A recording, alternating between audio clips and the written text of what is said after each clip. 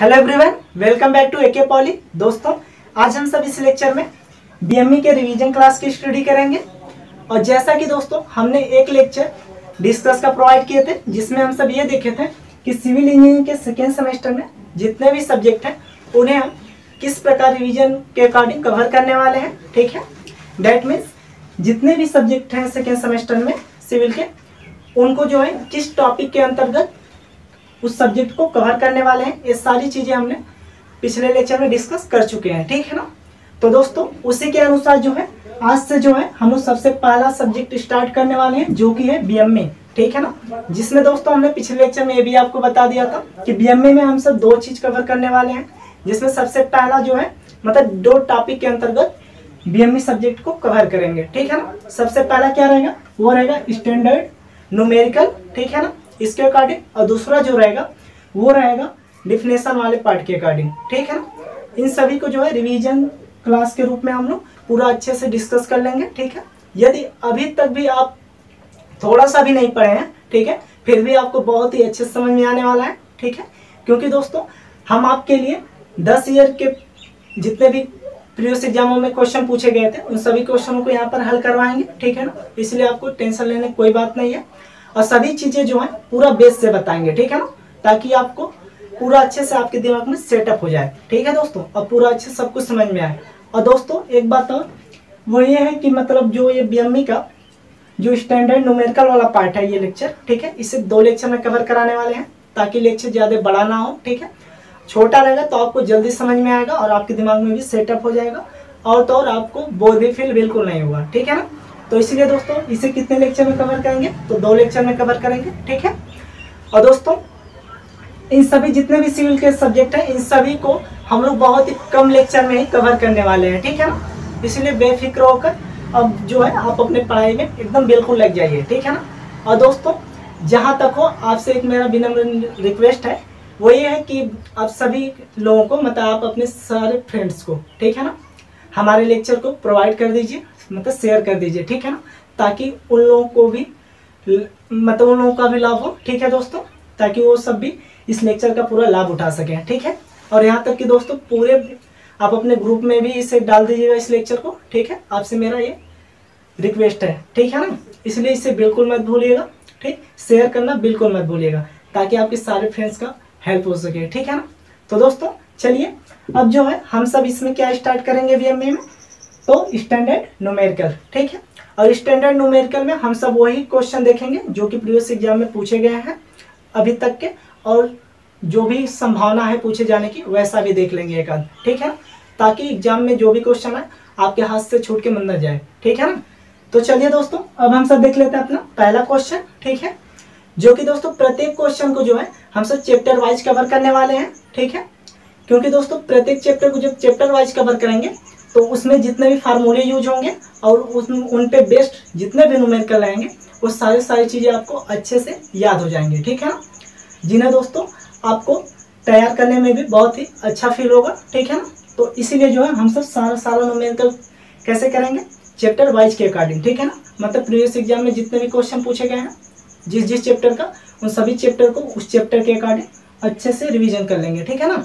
तो चलिए अब देख लेते हैं हम सब। अब बात करते हैं किन किन चैप्टरों में हमारे न्यूमेरिकल वाले पार्ट हैं। ठीक है, तो ध्यान दीजिएगा, फर्स्ट चैप्टर में जो है न्यूमेरिकल वाला पार्ट नहीं है। ठीक है ना दोस्तों, है तो दूसरे चैप्टर में है। ठीक है, और ये जो क्वेश्चन है ये भी दूसरे चैप्टर का है। ठीक है, जिसका नाम है ईंधन एंड दहन। ठीक है, मतलब फ्यूल्स एंड कंबूशन। ठीक है, उस चैप्टर का ये क्वेश्चन है। ठीक है, तो दोस्तों सबसे पहले ईंधन एवं दहन के अकॉर्डिंग जितने भी न्यूमेरिकल वाले पार्ट है उस चैप्टर में, उनको सबसे पहले कवर करते हैं। ठीक है, देन आफ्टर अगले चैप्टर में जितने भी न्यूमेरिकल होंगे उन्हें कवर करेंगे। ठीक है ना। तो ध्यान से बिल्कुल देखते रहिए, पूरा अच्छे से पूरा बेस से समझाएंगे। ठीक है ना, बिल्कुल आप अभी तक कुछ भी नहीं पढ़े हैं फिर भी आपको पूरा अच्छे समझ में आने वाला है, बस ध्यान से देखते रहिए। ठीक है ना। तो चलिए देखिए दोस्तों, सबसे पहला क्वेश्चन हमारा ये रहेगा इसमें कि दहन प्रक्रिया समीकरण के बारे में। ठीक है, मतलब इक्वेशंस ऑफ कंबशन प्रोसेस के बारे में। ठीक है, ये क्वेश्चन दोस्तों कई बार पूछ चुका है एग्जाम में प्रीवियस। ठीक है, इसलिए ये सबसे पहला क्वेश्चन हमारा ये रहेगा। ठीक है ना, एकदम बेसिक से आपको बता रहे हैं। ठीक है, बिल्कुल ध्यान समझिएगा। ठीक, पहला क्या है, दहन प्रक्रिया समीकरण मतलब इक्वेशंस ऑफ कंबशन प्रोसेस जो कि दोस्तों किस पे आधारित है, तो ये द्रव्यमान पे आधार पे है, ठीक है ना, द्रव्यमान के आधार पे, ठीक, मतलब बेस्ड ऑन मास के आधार पे, ठीक है दोस्तों। तो इतना बोलिए, समझ पाए ना। तो ये दोस्तों क्वेश्चन इस प्रकार से आपके एग्जाम में पूछता है कि दहन प्रक्रिया समीकरण का व्याख्या कीजिए, ठीक है। कैसा पूछता है कि दहन प्रक्रिया समीकरण जो कि द्रव्यमान के आधार पे इसकी व्याख्या करिए, और इसी प्रकार आपको टॉपिक दे देगा इसके अंतर्गत, ठीक है ना। जैसे पहला टॉपिक हमारा यहाँ पर क्या लिखा हुआ है कि कार्बन सी का पूर्ण दहन, ठीक है, जिसे इंग्लिश में कंप्लीट कंबूशन ऑफ कार्बन कहते हैं। और दूसरा इसी प्रकार पूछता है सल्फर मतलब एस का पूर्ण दहन, कंप्लीट कंबूशन ऑफ सल्फर, ठीक है। फिर हाइड्रोजन एच का पूर्ण दहन पूछता है, जिसे इंग्लिश में कंप्लीट कंबूशन ऑफ हाइड्रोजन कहते हैं। और चौथा नाइट्रोजन एन का पूर्ण दहन, ठीक है, मतलब कंप्लीट कंबूशन ऑफ नाइट्रोजन, ठीक है दोस्तों। ये 4 टॉपिक इसके अंतर्गत पूछे गए हैं प्रीवियस एग्जाम में कई बार, ठीक है ना। और जिसमें दोस्तों सिर्फ और सिर्फ यही 4 टॉपिक पूछे भी गए हैं, ठीक है ना, जिन्हें हम पूरा अच्छे वे में अभी कवर करने वाले हैं, ठीक है। और दोस्तों इसे स्टार्ट करने से पहले हम लोग स्टेप बाय स्टेप इन चारों टॉपिक को कवर करने वाले हैं, ठीक है ना। इससे पहले जो है एक चीज आप जान लीजिए इसमें कि इसमें जो भी ये दहन के प्रक्रिया समीकरण दिए हुए हैं ये, ठीक है ना, इसमें जो है ये जो भी अवयव है जैसे कार्बन, सल्फर, हाइड्रोजन और नाइट्रोजन है, 4 अवयव यहाँ पर है। चारों अवयवों के क्या करने हैं, हमें दहन प्रक्रिया समीकरण ज्ञात करना है, ठीक है ना। जिसमें दोस्तों हम लोग सबसे पहले जान लेते हैं कि इसमें से कौन कौन से दहनशील अवयव हैं और कौन कौन से अदहनशील अवयव हैं, ठीक है ना। ये चीज जानना बहुत ही इंपॉर्टेंट है, ठीक है ना। तो सबसे पहले चलिए इसे जान लेते हैं। तो ध्यान दीजिए दोस्तों, इसमें सबसे पहले आप लोग एक नोट पॉइंट लिख लीजिए, ठीक है ना। नोट पॉइंट पे आप लोग ये लिख लीजिए, देखिए यहाँ पर नोट पॉइंट आप लोग अपने नोटबुक में लिख लीजिएगा, ठीक है ना, क्योंकि अभी से यदि आप लोग अपने नोटबुक में उतारे रहेंगे सारी चीज़ों को तो एग्जाम के टाइम आप लोग एक बार पढ़ के जाएंगे तो पूरा आपका कंसेप्ट क्लियर रहेगा, ठीक है ना। तो देखिए नोट पॉइंट पे आप ये लिखेंगे कि इसमें जो कार्बन है, कार्बन मतलब सी, और जो सल्फर है एस, और हाइड्रोजन मतलब एच, ठीक है, ये सभी चीजें जो हैं ये तीनों अवयव, ठीक है, मतलब कार्बन, सल्फर और हाइड्रोजन ये अवयव जो है ये दहनशील अवयव कहलाते हैं। क्या कहलाते हैं, दहनशील अवयव, ठीक है दोस्तों, ये दहनशील अवयव कहलाते हैं। और अन्य जो इनको छोड़कर बचते हैं वो सभी अदहनशील अवयव के अकॉर्डिंग आते हैं। देखिए जैसे नाइट्रोजन हुआ, ऑक्सीजन हुआ, मीथेन, एथेन, ये सभी चीजें जो हैं अन्य अवयव जितने भी बचते हैं ये किस में आते हैं, अदहनशील अवयव में, ठीक है। तो ये नोट पॉइंट बहुत ही इंपॉर्टेंट है दोस्तों, ठीक है, इसी सबसे पहले आपको बताना चाहे हम, ताकि आपको पूरा अच्छे से कॉन्सेप्ट क्लियर रहे, ठीक है, कि इसमें दहनशील अवयव क्या है और अदहनशील अवयव क्या है। तो आप इतना जान गए ना कि दहनशील अवयव क्या है, कार्बन, सल्फर और हाइड्रोजन, ठीक है। और अदहनशील अवयव के अंतर्गत क्या आते हैं, बाकी जो बचते हैं जैसे nitrogen, oxygen, methane, ethane, ammonia, ये सभी चीजें इसमें आ जाते हैं, ठीक है ना। तो बोलिए इतना समझ पाए, तो इसे जरूर आप लोग लिख लीजिएगा, ठीक है। क्योंकि दोस्तों कभी कभी ऐसा होता है कि एग्जामिनर जब क्वेश्चन पूछता है ना तो इस तरह से पूछेगा। मान लीजिए यहाँ पर तो इस तरह पूछा है कि दहन प्रक्रिया समीकरण लिखिए, यहाँ पर दे दिया है ऐसे, ठीक है ना। कभी कभी ऐसा होता है कि यहाँ पर टॉपिक ना देकर सीधे पूछ देता है कि दहनशील अवयव के प्रक्रिया समीकरण बताइए, ठीक है, या फिर अदहनशील अवयव के प्रक्रिया समीकरण को बताइए। इस तरह से क्वेश्चन पूछ देता है, ठीक है ना। यहाँ पर टॉपिक नहीं दिया रहता है, तब आप कंफ्यूज हो जाएंगे कि दहनशील अवयव होता क्या है, ठीक है ना। इसीलिए आपको पहले बता दें कि दहनशील अवयव क्या होते हैं, तो कार्बन, सल्फर और हाइड्रोजन होते हैं, ठीक है ना। तो इतना आप ध्यान देंगे तो इतना आपको पता रहेगा, तो आप लोग ये टॉपिक बनाकर इसके अंतर्गत आप लोग लिख देंगे अच्छे से इसका समीकरण, ठीक है ना। तो बोलिए इतना समझ पाए। तो चलिए अब जो है दोस्तों इसे हम रफ करते हैं और स्टेप बाय स्टेप प्रत्येक टॉपिक को हम जो है इनके दहन प्रक्रिया समीकरण को देख लेते हैं, ठीक है ना। तो चलिए देखिए, सबसे पहले देखेंगे किसका, हम लोग देखेंगे कार्बन सी का पूर्ण दहन के बारे में, ठीक है दोस्तों। लाइट भी चली गई बट आपको ये अच्छे से दिखाई दे रहा होगा, ठीक है ना। तो चलिए दोस्तों अब हम सब देख लेते हैं कि कार्बन सी का पूर्ण दहन के बारे में, ठीक है, कि कार्बन सी का पूर्ण दहन ज्ञात कैसे करेंगे, ठीक है, इसके समीकरण को देखिए ध्यान से। सबसे पहले इसमें लिखेंगे हम सब कार्बन सी का पूर्ण दहन, हेडिंग डालेंगे, क्या करेंगे सबसे पहले, इसलिए स्टेप बाय स्टेप जैसे हम बता रहे हैं सेम आपको एग्जाम में ऐसे ही करके आना है, ठीक है ना। क्या लिखेंगे, कार्बन सी का पूर्ण दहन, पूर्ण दहन, ठीक है, क्या लिखेंगे, कार्बन का पूर्ण दहन, ठीक है, हेडिंग हो गया ये।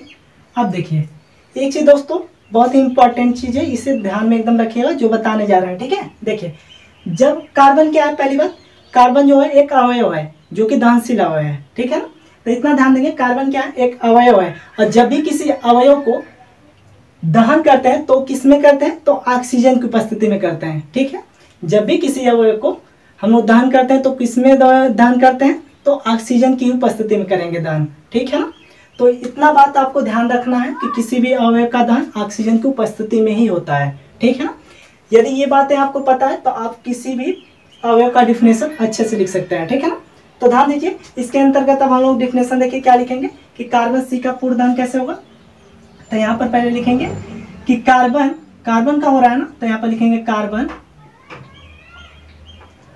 को ऑक्सीजन की उपस्थिति में, ऑक्सीजन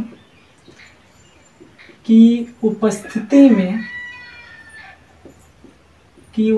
में जलाने पर, क्या लिखेंगे, जलाने पर, ठीक है दोस्तों। जलाने पर क्या प्राप्त होगा, कार्बन डाइऑक्साइड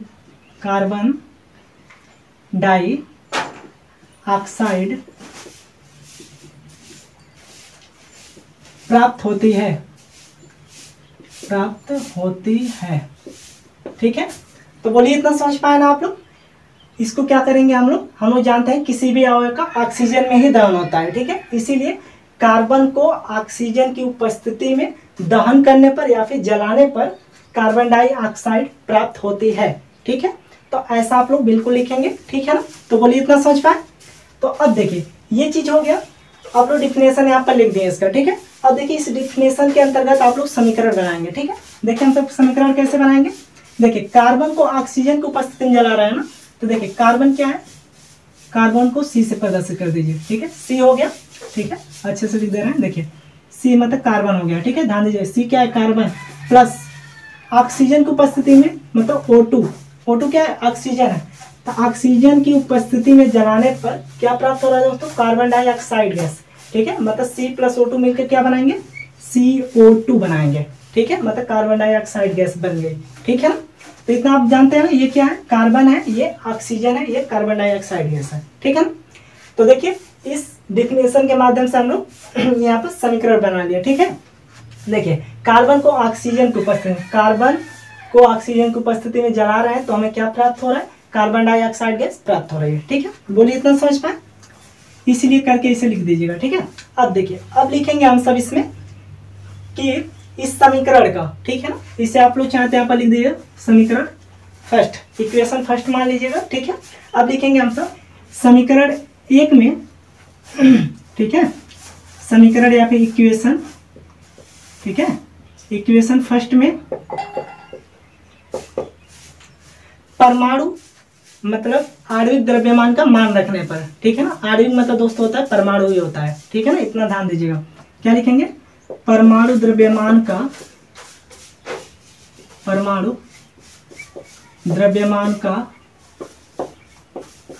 वैल्यू रखने पर, मतलब मान रखने पर, ठीक है ना। देखिए यहाँ पर परमाणु द्रव्यमान का मान रखेंगे किसमें, समीकरण 1 में अब, ठीक है ना। तो देखिए C है ना, तो यहाँ पर एक बार ध्यान समझिए, जो C क्या है, कार्बन है, और ये O क्या है, ऑक्सीजन है। अब आप लोग जानते हैं एक चीज शुरू से कि कार्बन का परमाणु क्रमांक कितना होता है, परमाणु क्रमांक की बात कर रहे हैं पहले, तो परमाणु क्रमांक 6 होता है, और ऑक्सीजन का कितना होता है, तो 8 होता है, ठीक है दोस्तों। तो देखिए कार्बन का 6 परमाणु क्रमांक होता है, तो इसका परमाणु भार कितना होगा, तो इसका परमाणु भार होगा, इसका दूना होता है 6 दूना 12, और इसका दोनों क्या हो जाएगा, 8 दूना 16। तो इतना जान गया ना, कार्बन का परमाणु भार 12 होता है, ऑक्सीजन का परमाणु भार 16 होता है, क्योंकि यहाँ पर जो है हमें परमाणु द्रव्यमान या फिर परमाणु भार की आवश्यकता है, ठीक है ना, इसकी आवश्यकता है, ना कि परमाणु क्रमांक की, ठीक है ना। तो ध्यान दीजिएगा, देखिए अब इसका मान यहाँ पर पुट करिए, तो कार्बन का कितना है, परमाणु भार 12 है, तो यहाँ पर 12 लिख दिए आप लोग, ठीक है, प्लस करिए, प्लस हो गया। ऑक्सीजन का कितना है दोस्तों, 16 है, 16 किए, यहाँ पर 2 दिया है, 2 से मल्टीप्लाई इसमें कर देंगे, ठीक है। इक्वल करिए, C है, C मतलब कार्बन का कितना है, 12 परमाणु भार। अब देखिए यहाँ पर इंटू दिया है, ठीक है, यहाँ पर कोई चिन्ह नहीं है ना, तो इसका मतलब हम लोग जानते हैं इंटू। लेकिन दोस्तों यहाँ पर जो है हम लोग, ये केमिस्ट्री का ही समीकरण है एक, ठीक है ना। तो केमिस्ट्री में इन सभी जो अवयव होते हैं, इन अवयव के बीच जो है हम लोग इंटू का चिन्ह नहीं मानते। जैसे हम लोग मैथ में पढ़ते हैं x इंटू वाई को मान लेते हैं, x गुणे वाई मान लेते हैं, ठीक है। लेकिन यहाँ पर ऐसा बिल्कुल नहीं मानेंगे, यहाँ पर हम लोग प्लस मानते हैं, गुणा नहीं मानते हैं, ठीक है ना। इतना ध्यान देंगे। देखिए गलती मत करिएगा, यहाँ पर क्या करेंगे, प्लस करेंगे O2, O का मतलब 16 होता है ऑक्सीजन का, और गुणे 2 कर दीजिए, इतना हुआ ना। अब देखिए ध्यान से, अब इसे सॉल्व करिए। ये निकला आपका 12 प्लस 16 दूना 32 इक्वल, ये 12 है तो 12 करिए प्लस करिए, 16 दूना 32, ठीक है ना, इतना हुआ। अब ध्यान दीजिए, अब इसको आपस में ऐड बिल्कुल मत करिएगा, क्यों, क्योंकि दोस्तों यहाँ पर एक चीज ध्यान दीजिए, ये 12 किसका है, कार्बन का है, और ये ऑक्सीजन का, ये अलग अलग अवयव हैं, अलग अलग अवयव को आपस में नहीं करना है, ठीक है। तो इसे 12 को ऐसे रहने दीजिए, प्लस 32 को भी ऐसे रहने दीजिए, ठीक है। इक्वल करिए, ये देखिए ये दोनों अवयव को आप लोग जोड़ सकते हैं क्योंकि ये एक ही में है, ठीक है ना। तो देखिए यहाँ पर 2 2 4 हो गया, 3 1 4 हो गया, मतलब 44 हो गया यहाँ पर, ठीक है। 32 12 को ऐड किए 44 बन गया हमारा। अब देखिए इतना होने के बाद हम सब क्या करेंगे कि जिस अवयव का हम लोग पूर्णदहन कर रहे हैं उस अवयव के परमाणु द्रव्यमान से हम लोग इस समीकरण में भाग करेंगे, ठीक है। क्या करेंगे, किस अवयव का निकालना है, पहले देखिए कार्बन का, कार्बन का परमाणु भाग कितना होता है 12, तो यहाँ पर क्या करेंगे 12 से डिवाइड करेंगे, टोटल में 12 से डिवाइड करेंगे ऐसे, ठीक है। तो देखिए क्या प्राप्त हुआ, 12 कम 12, मतलब 1 kg के रूप में लिखेंगे, 1 kg। ये क्या है दोस्तों, ध्यान दीजिए, ये कार्बन है, तो कार्बन यहाँ पर लिख देंगे C, ठीक है। प्लस करिए, प्लस हो गया। अब इसे देखिए 4 से डिवाइड करिए, 4 8 है 32, 4 3 है 12। अब ये क्या है, इतना kg में लिखिएगा, ये क्या है O2 ऑक्सीजन है, इक्वल है, इक्वल लिखिए। 44 है, 4 से डिवाइड करिए, 11 चौक 44, अब पाने 12 है तो 4 3 है 12, ठीक है ना, 3 चौक 12, ये भी हो गया यहाँ पर। तो देखिए इतना kg, ये क्या है, ये है CO2, CO2 है ना, ये चीज यहाँ पर हो गया। बोलिए इतना समझ पाए। अब ध्यान दीजिएगा दोस्तों, अब यहाँ पर लिखेंगे अर्थात करके लिख दीजिएगा, अर्थात, अर्थात, ठीक है ना। देखिए अर्थात में आप लोग क्या लिखेंगे, अर्थात में ये लिखेंगे कि 1 kg कार्बन, 1 kg कार्बन को 8/3 kg ऑक्सीजन की उपस्थिति में जलाने पर, या फिर की उपस्थिति में सीधे लिख दीजिए, की उपस्थिति में 11/3 kg CO2 प्राप्त होता है, प्राप्त होता है। तो बोलिए इतना समझ पाए। आई होप दोस्तों आपको ये अच्छे समझ में आया होगा, क्योंकि देखिए पूरा एकदम बेस से आपको बताया है, ठीक है ना। क्योंकि दोस्तों पूरा बेस से बताने का यही मतलब था ताकि आपको पूरा अच्छे समझ में आ जाए, ठीक है, कहीं भी कंफ्यूजन ना रहे। तो आई होप सो दोस्तों आपका पूरा डाउट क्लियर हो गया होगा कि किस प्रकार से हमें ज्ञात करना है, ठीक है। और हमारे हिसाब से अब जितने भी यहाँ पर हैं उन सभी का आप निकाल भी सकते हैं, फिर भी हम आपको ये चारों ज्ञात करके बताएंगे यहाँ पर, ठीक है ना। तो चलिए दोस्तों इसे जो है आप लोग स्क्रीनशॉट ले लीजिए ताकि इसे हम जो है रफ करें, ठीक है। और आगे बढ़ते हैं, अब निकालेंगे क्या, सल्फर एस का पूर्णदहन, ठीक है। तो चलिए इसे रफ करें। तो देखिए इसे रफ कर देना, चलिए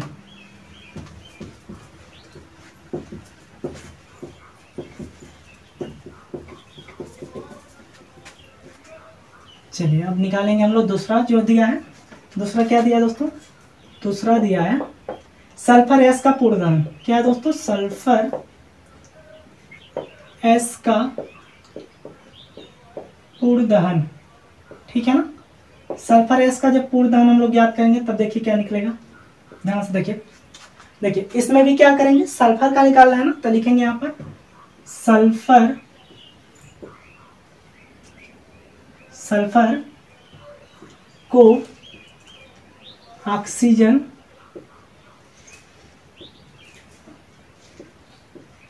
की उपस्थिति में जलाने पर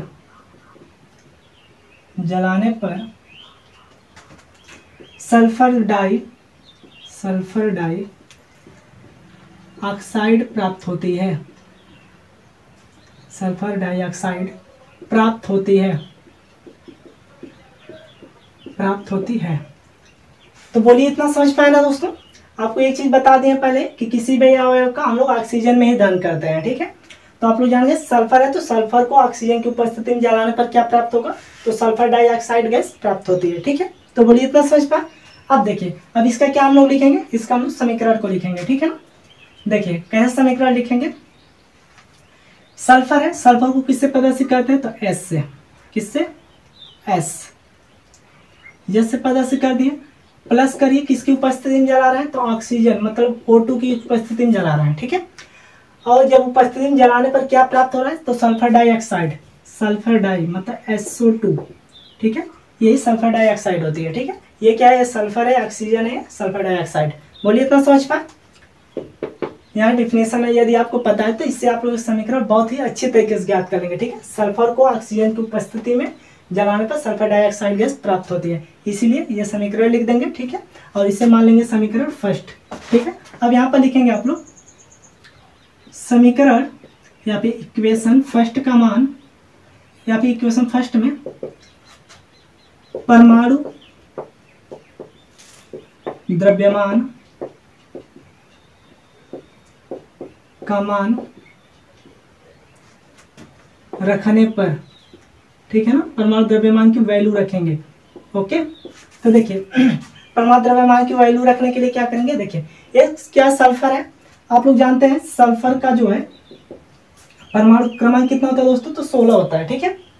और ऑक्सीजन का कितना होता है परमाणु क्रमांक, 8 होता है, ठीक है। यदि इनके द्रव्यमान की बात की जाए तो 16 दूना 32 हो जाएगा सल्फर का, और ऑक्सीजन का 16 हो जाएगा, 8 दूना 16, ठीक है। तो बोलिए इतना समझ पाए ना। तो यही चीज यहाँ पर इक्वेशन फर्स्ट में पुट करिए मान। देखिए यस का परमाणु भार कितना है, तो 32 है, तो यहाँ पर आप लोग लिखेंगे 32, ठीक है। और क्या है, प्लस है, तो प्लस करिए। ये O2 है, O2 का मान कितना है, मतलब O का मान, ऑक्सीजन का कितना होता है, 16 होता है परमाणु भार, गुणे में 2 कर दीजिए मल्टीप्लाई, ठीक है, इक्वल करिए। S का मान फिर देखिए यहाँ पर 32 है, यहाँ पर इंटू का मतलब प्लस होता है, ऑक्सीजन मतलब क्या है 16 है, 16 लिखिए, इंटू में यहाँ पर 2 दिया है तो 2 से मल्टीप्लाई कर दीजिए, ओके। अब ध्यान से देखिए, ये 32 है ना, तो 32 लिखिए प्लस करिए, 16 दूना 32 इक्वल टू 32 है ना, तो 32 लिखिए प्लस 16 दूना 32। बोलिए इतना समझ पाए। अब देखिएगा ध्यान से, अब इसको यहाँ पर ऐसे लिखिएगा, क्योंकि आपको बताएं ऐड नहीं करना है, क्योंकि अलग अलग ये अवयव है, ठीक है। यहाँ पर 32 लिखिए इक्वल 32 से ऐड कर सकते हैं, क्योंकि ये एक ही अवयव है, ठीक है, वो भी सल्फर डाइऑक्साइड है, इसलिए 32 64 हो जाएगा आपका, ठीक है। बोलिए इतना समझ पाए। अब देखेंगे हम सब क्या चीज दोस्तों, ध्यान से देखिए।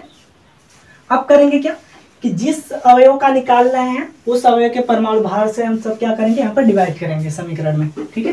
तो देखिए डिवाइड करिए, किसका, सल्फर का, सल्फर का परमाणु भार कितना है 32 है, तो 32 से डिवाइड करिए, देखिए कितना आ रहा है, 32 से टोटल में डिवाइड करिए, तो 32 से कम 32 केजी में लिखेंगे, कार्बन ये क्वेश्चन में लिख दीजिए सल्फर, ठीक है, प्लस ये भी देखिए, ये भी डिवाइड करेंगे कितना होगा, ये भी एक ही आएगा 1 केजी, ये क्या है ऑक्सीजन है, ठीक है, इक्वल करिए, यहाँ से देखिए 32 दूना 64 मतलब 2 केजी सल्फर डाइऑक्साइड यहाँ से निकल गया। तो बोलिए इतना समझ पाए ना। तो यही चीज है दोस्तों, यहाँ से मेन समीकरण ये निकल गया, ठीक है। अब यहाँ पर क्या आप लोग लिखेंगे, अर्थात क्या लिखेंगे, अर्थात करके, अर्थात 1 केजी सल्फर, ठीक है, क्या लिखेंगे, अर्थात 1 केजी सल्फर को 1 केजी ऑक्सीजन की उपस्थिति में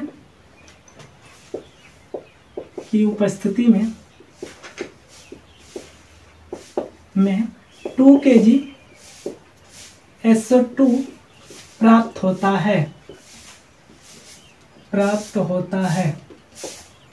तो बोलिए इतना समझ पाए। आई होप दोस्तों ये भी आपको पूरा अच्छा समझ में आ गया होगा, ठीक है ना। अब बिल्कुल आपको आसान लगने लग रहा होगा, ठीक है ना, क्योंकि दोस्तों आप लोग बेस जान चुके हैं इसका, ठीक है ना, इसीलिए धीरे धीरे आपको पूरा एकदम अच्छे समझ में आ रहा होगा, ठीक है ना। तो चलिए इसे भी आप लोग स्क्रीनशॉट ले लीजिए, ताकि इसे जो हम रफ करें और जस्ट आगे बढ़े, ठीक है ना। जो तीसरा हाइड्रोजन का है, ठीक है ना। तो चलिए इसे रफ करें, तो चलिए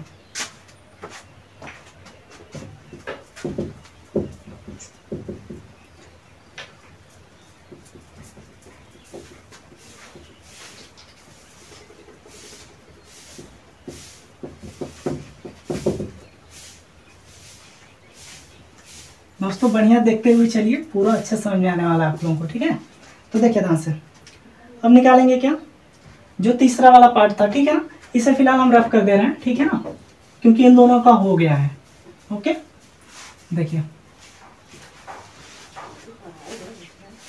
देखिए तीसरा लिखेंगे 1 2 3,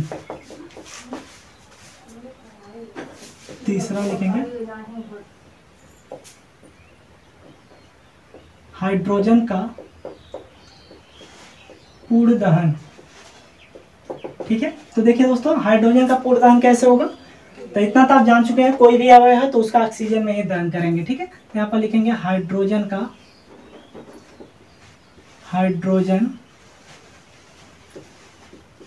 ऑक्सीजन की उपस्थिति में, ऑक्सीजन की उपस्थिति में, ऑक्सीजन की उपस्थिति में जलाने पर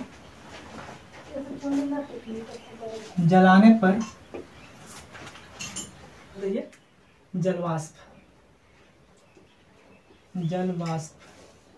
ठीक है ना, जलवाष्प प्राप्त होता है। क्योंकि दोस्तों देखिए क्या कर रहे हैं हम लोग, हाइड्रोजन का ऑक्सीजन की उपस्थिति में जलाने पर क्या प्राप्त हो रहा है, तो जलवाष्प प्राप्त हो रहा है। ठीक है, इतना समझ। तो चलिए दोस्तों अब इसका समीकरण लिख लेते हैं। यहाँ पर लिखिए, इसलिए हाइड्रोजन का क्या लिखेंगे, यहाँ पर ध्यान दीजिएगा, यहाँ पर थोड़ा हट के लिखा जाता है, वो है 2H2 लिखा जाता है। ठीक है, क्या 2H2 लिखा जाता है, प्लस में करेंगे ऑक्सीजन मतलब O2 बराबर, इन दोनों को ऐड करेंगे, मतलब इनकी ऑक्सीजन को उपस्थिति में जब जलाएंगे हाइड्रोजन को तो क्या मिलेगा हमें, देखिए ध्यान से, मिलेगा 2H2O। ठीक है, देखिए O यहाँ पर 2 है ना, तो यहाँ पर देखिए मल्टीप्लाई के हिसाब से 2 यहाँ पर भी हो जा रहा है। ठीक है ना, और ध्यान दीजिए यहाँ पर 2 है तो यहाँ पर 2 है। ठीक है ना, 2 दूना 4, यहाँ पर देखिए 2 दूना 4, इसका से मल्टीप्लाई होता है, ध्यान दीजिए 2 दूना 4 है, मतलब 2 दूना 4 H के भी मिल गए। अब देखिए 2 यहाँ पर ऑक्सीजन के, तो देखिए 2 एकम 2 ऑक्सीजन के भी हो गए। ठीक है ना, तो यहाँ पर इतना समझ पाए। अब देखिएगा ध्यान से, अब इसमें लिखेंगे हम लोग, दोस्तों ये कंफ्यूजन मत लेकर आइएगा कि यहाँ पर सर जी आप तो बताएं इंटू नहीं रहता प्लस रहता है। ठीक है, तो वो चीज़ अलग की बात होती है। ठीक है ना, बट ये जो दिया है इसका मल्टीप्लाई ऐसे होता है। ठीक है ना, इतना ध्यान दीजिएगा, बिल्कुल कंफ्यूज मत होइए, ऐसे सेम आपको करना है। अब लिखेंगे यहाँ पर समीकरण एक इसे मान दीजिए, लिखेंगे इक्वेशन फर्स्ट में परमाणु द्रव्यमान का मान रखने पर, परमाणु द्रव्यमान का मान रखने पर देखिए दोस्तों ध्यान दीजिए, अब यहाँ पर क्या लिखेंगे हम लोग, तो दोस्तों ध्यान दीजिए यहाँ पर अब लिखेंगे हम लोग 2, और ये क्या है H है, तो आप लोग जानते हैं H जो हाइड्रोजन होता है, और हाइड्रोजन का परमाणु क्रमांक कितना होता है 1, और इसका परमाणु भार भी 1 होता है। ठीक है ना, और ऑक्सीजन का आप लोग जानते हैं परमाणु क्रमांक 8 होता है, परमाणु भार 16 होता है। बोलिए इतना समझ पाए। तो देखिए ये 2 है, 2 लिख दिए, और यहाँ पर क्या लगाएंगे, यहाँ पर इंटू लगाएंगे। ठीक है ना, क्योंकि अलग से ये अंक है। ठीक है ना, अंक और इसको जब मिलाएंगे अवयव को तो यहाँ पर मल्टीप्लाई का चिन्ह लगाएंगे। ठीक है, बट जब दो अवयव को आपस में ऐड करते हैं तो वहाँ पर प्लस करते हैं। ठीक है ना, इतना ध्यान दीजिएगा। इसे देखिए यहाँ पर भी अंक था, इसलिए इसमें क्या किया, मल्टीप्लाई किया। उसी तरह इसमें भी मल्टीप्लाई करेंगे। H का परमाणु भार 1 होता है, गुणे 2 लगा दीजिए, हो गया। प्लस करिए ऑक्सीजन का 16 है, 16 दूना 32 सीधे लिख दे रहे हैं। ठीक है ना, आप लोग समझ पा रहे हैं, 16 है, 16 दूना 32 इक्वल टू यहाँ पर देखिए क्या है 2 है, 2 लिखिए, मल्टीप्लाई में लिखिए। मल्टीप्लाई में क्या लिखेंगे, ये देखिए मल्टीप्लाई में टोटल में मल्टीप्लाई कर रहा था ना, इसमें भी करेगा तभी तो O2 बनेगा यहाँ पर, तो इसे क्वेश्चन में लिखिए। H जो है, H का क्या होता है, हाइड्रोजन का 1 गुणे 2 हो गया, यहाँ पर प्लस लिखेंगे। और यहाँ पर क्या लिखेंगे, ऑक्सीजन का कितना होता है, तो 16 होता है। बोलिए इतना समझ पाए। अब देखिए यहाँ पर 2 है ना, 2 1 या 2 2 या 4 हो गया, प्लस 32 इक्वल टू 2 है ना, 2 बाहर लिखिए, अंदर लिखिए, 2 1 या 2 प्लस 16। ठीक है, यहाँ पर लिखेंगे 4 प्लस 32 इक्वल टू 2, अंदर में 16 2 18, इतना हुआ दोस्तों। अब ध्यान दीजिएगा, 4 प्लस 32 इक्वल टू, इसका मल्टीप्लाई अंदर कर दीजिए, 18 दूना 36 आ गया। बोलिए इतना समझ पाए। तो अब देखिएगा ध्यान से, यहाँ पर 36 आ गया ना। देखिए अब इसमें क्या करेंगे, अब आप जानते हैं कि जिस अवयव का निकालना है उस अवयव के परमाणु भार से डिवाइड करेंगे। किसका निकालना है, हाइड्रोजन का। हाइड्रोजन का परमाणु भार क्या है, 1 है, तो 1 से डिवाइड करेंगे तो सेम यही मान प्राप्त हो जाएगा, आप लोग जानते हैं। ठीक है, प्लस करिए 32 हो जाएगा, सीधा ऐसे लिखिए, ठीक है। यहाँ पर डिवाइड करेंगे 4 आएगा तो 4 kg 2H2 है, ठीक है। और क्या है, प्लस करिए, ये क्या है 32 kg ऑक्सीजन है, ठीक है, इक्वल टू 36 kg क्या है दोस्तों 2H2O है। बोलिए इतना समझ पाए? आई होप आप ये भी अच्छे समझ पाएंगे। तो दोस्तों यहाँ पर आप लोग लिख सकते हैं अब अर्थात करके,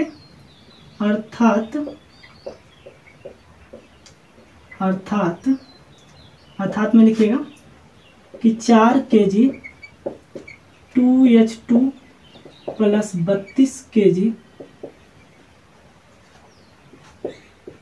O2 की उपस्थिति में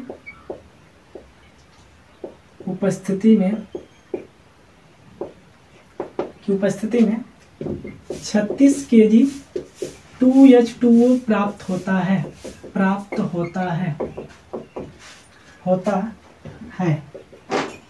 तो बोलिए इतना भी समझ पाए? तो दोस्तों यही हो जाएगा इसका आंसर, ठीक है ना। आई होप दोस्तों आप ये भी अच्छे समझ पाएंगे, ठीक है। तो चलिए देन आफ्टर अब देख लेते हैं अगला एक और बचा हुआ है, ठीक है, उसे भी कवर कर लेते हैं, जो है नाइट्रोजन का, ठीक है। तो नाइट्रोजन का पूर्णदान देख लेते हैं, चलिए इसे रफ करते हैं, ठीक है। तो चलिए दोस्तों लेक्चर जो थोड़ा बड़ा जरूर होगा, ठीक है ना, बट आप लोग पूरा इंटरेस्ट के साथ समझ में आएगा, ठीक है। इसीलिए थोड़ा भी बोर फील मत करिएगा, ठीक है, क्योंकि देखिए आपको पूरा बेस से बता रहे हैं, इसलिए थोड़ा वक्त लग रहा है, ठीक है, ज़्यादा। और इस प्रकार से दोस्तों समझाने में वक्त जब लग रहा है तो लेक्चर थोड़ा बड़ा जरूर होगा, ठीक है। तो देखिए यहाँ से अब चौथा देख लेते हैं। देखिए अब लिखेंगे चौथा हम क्या लिखेंगे, चौथा हम लिखेंगे किसका दान करना है, हाँ नाइट्रोजन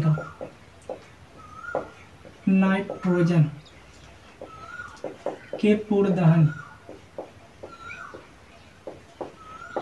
में, ठीक है दोस्तों, किसका, नाइट्रोजन के पूर्ण दहन में। अब देखिए नाइट्रोजन के पूर्ण दहन में क्या होता है, तो लिखेंगे यहाँ पर क्या, नाइट्रोजन को ऑक्सीजन की उपस्थिति में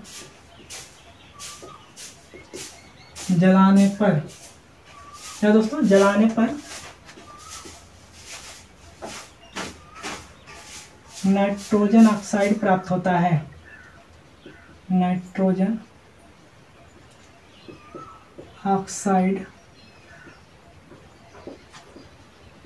प्राप्त होता है, ठीक है दोस्तों। नाइट्रोजन डाइऑक्साइड रहेगा, ठीक है, क्या रहेगा, नाइट्रोजन डाइऑक्साइड, ठीक है, इतना कर दीजिएगा। बोलिए इतना समझ पाए कि नाइट्रोजन को ऑक्सीजन को उपस्थिति में जलाने पर नाइट्रोजन डाइऑक्साइड प्राप्त होता है, ठीक है। इसलिए लिखिए यहाँ पर, ठीक है, इसलिए यहाँ पर लिखिए। अब निकालेंगे हम सब क्या, नाइट्रोजन और ऑक्सीजन का पूर्ण दहन के बारे में निकालेंगे। तो देखिए नाइट्रोजन का कितना होता है, नाइट्रोजन को N से प्रदर्शित करते हैं प्लस, ऑक्सीजन को आप लोग जानते हैं O2 से। अब थोड़ा फास्ट बता रहा है, ठीक है, ध्यान दीजिएगा। जब N प्लस O2 मिलेगा मतलब क्या मिल रहा है कि जब नाइट्रोजन को ऑक्सीजन को उपस्थिति में जलाने पर नाइट्रोजन डाइऑक्साइड, मतलब N प्लस O2 मिलाएंगे तो NO2 बनेगा, ठीक है, ये चीज हो गया। अब यहाँ पर लिखेंगे हम लोग क्या, समीकरण फर्स्ट से, तो यहाँ पर लिखेंगे समीकरण फर्स्ट में परमाणु द्रव्यमान का मान रखने पर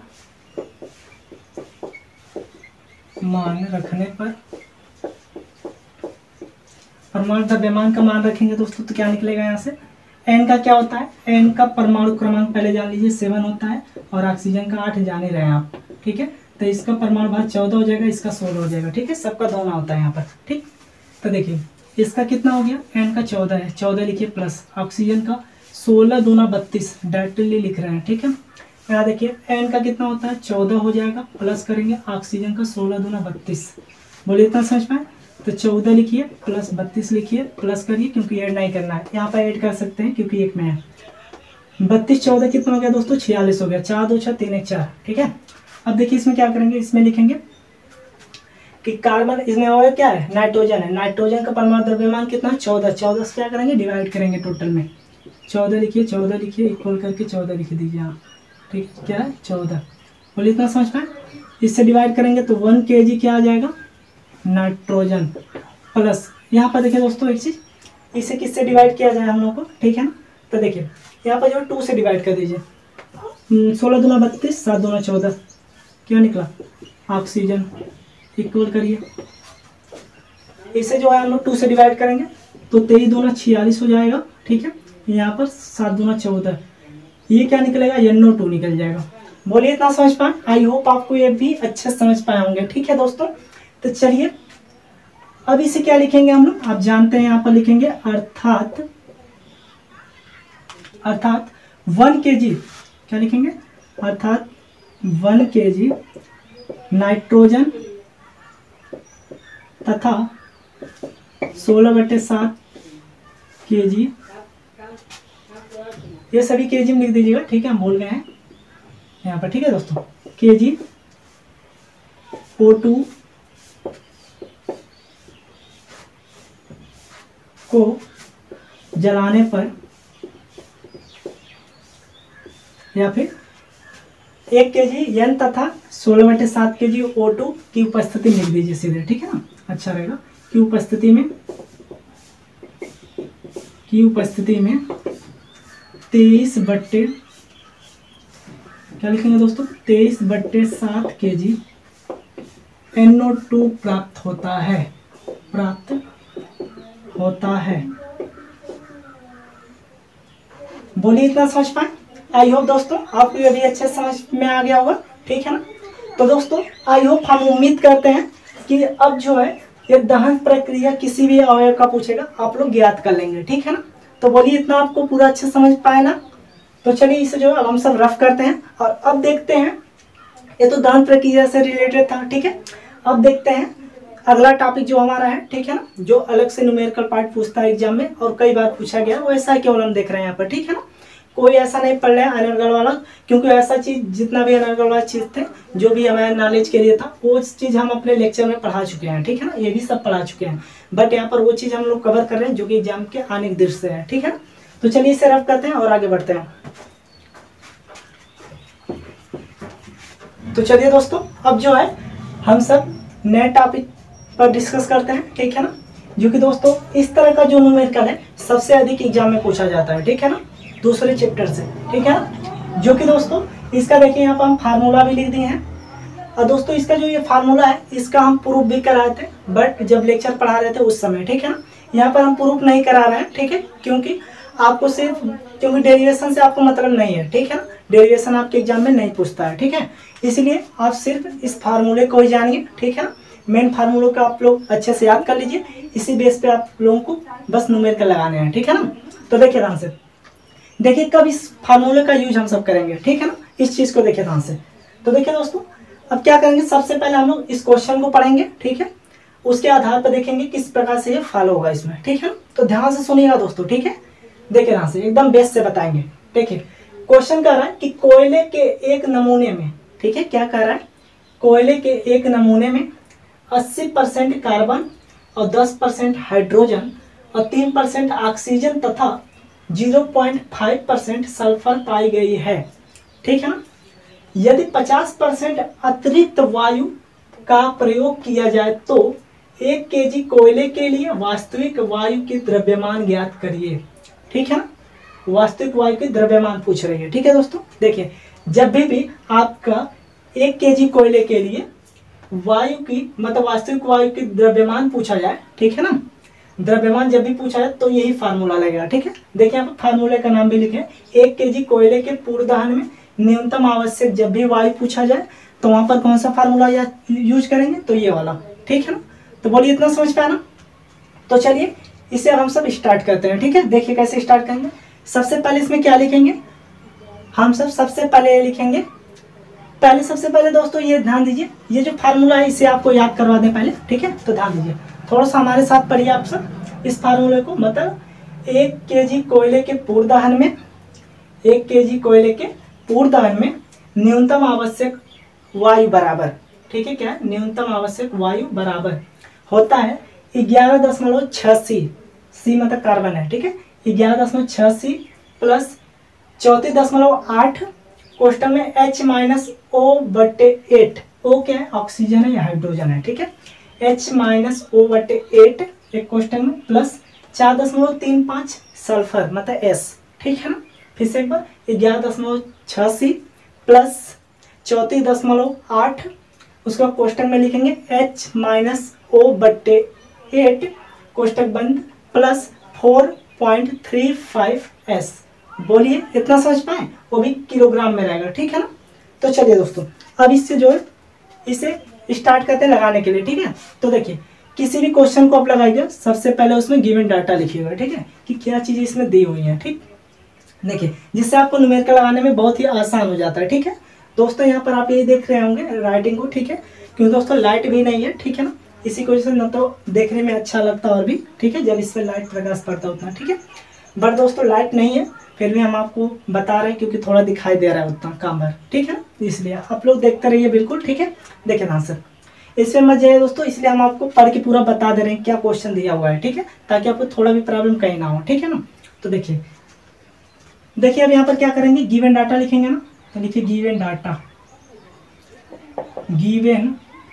डाटा। देखिए दोस्तों गिवन डाटा में क्या चीज़ हमें दी हुई है, ये चीज़ हमें यहाँ पर पता हो जाता है तो कोई भी न्यूमेरिकल लगाने में हमें क्वेश्चन में बार बार नहीं देखना पड़ता है, ठीक है। तो इसलिए यहाँ पर देखिए गिवन डाटा में क्या दिया, 1 kg कोयले के नमूने में मतलब कार्बन 80%, मतलब C कितना दिया है 80%, ठीक है। यहाँ पर हम लोग इसे सॉल्व करते हुए चलेंगे, ठीक है।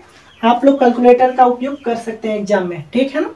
तो ध्यान दीजिए इस केसीयू का भी, ठीक है ना। तो देखिए यहाँ से ये क्या 80% है, ठीक है। 80% को क्या करते हैं हम लोग पहले परसेंटेज से हटा लेते हैं, ठीक है।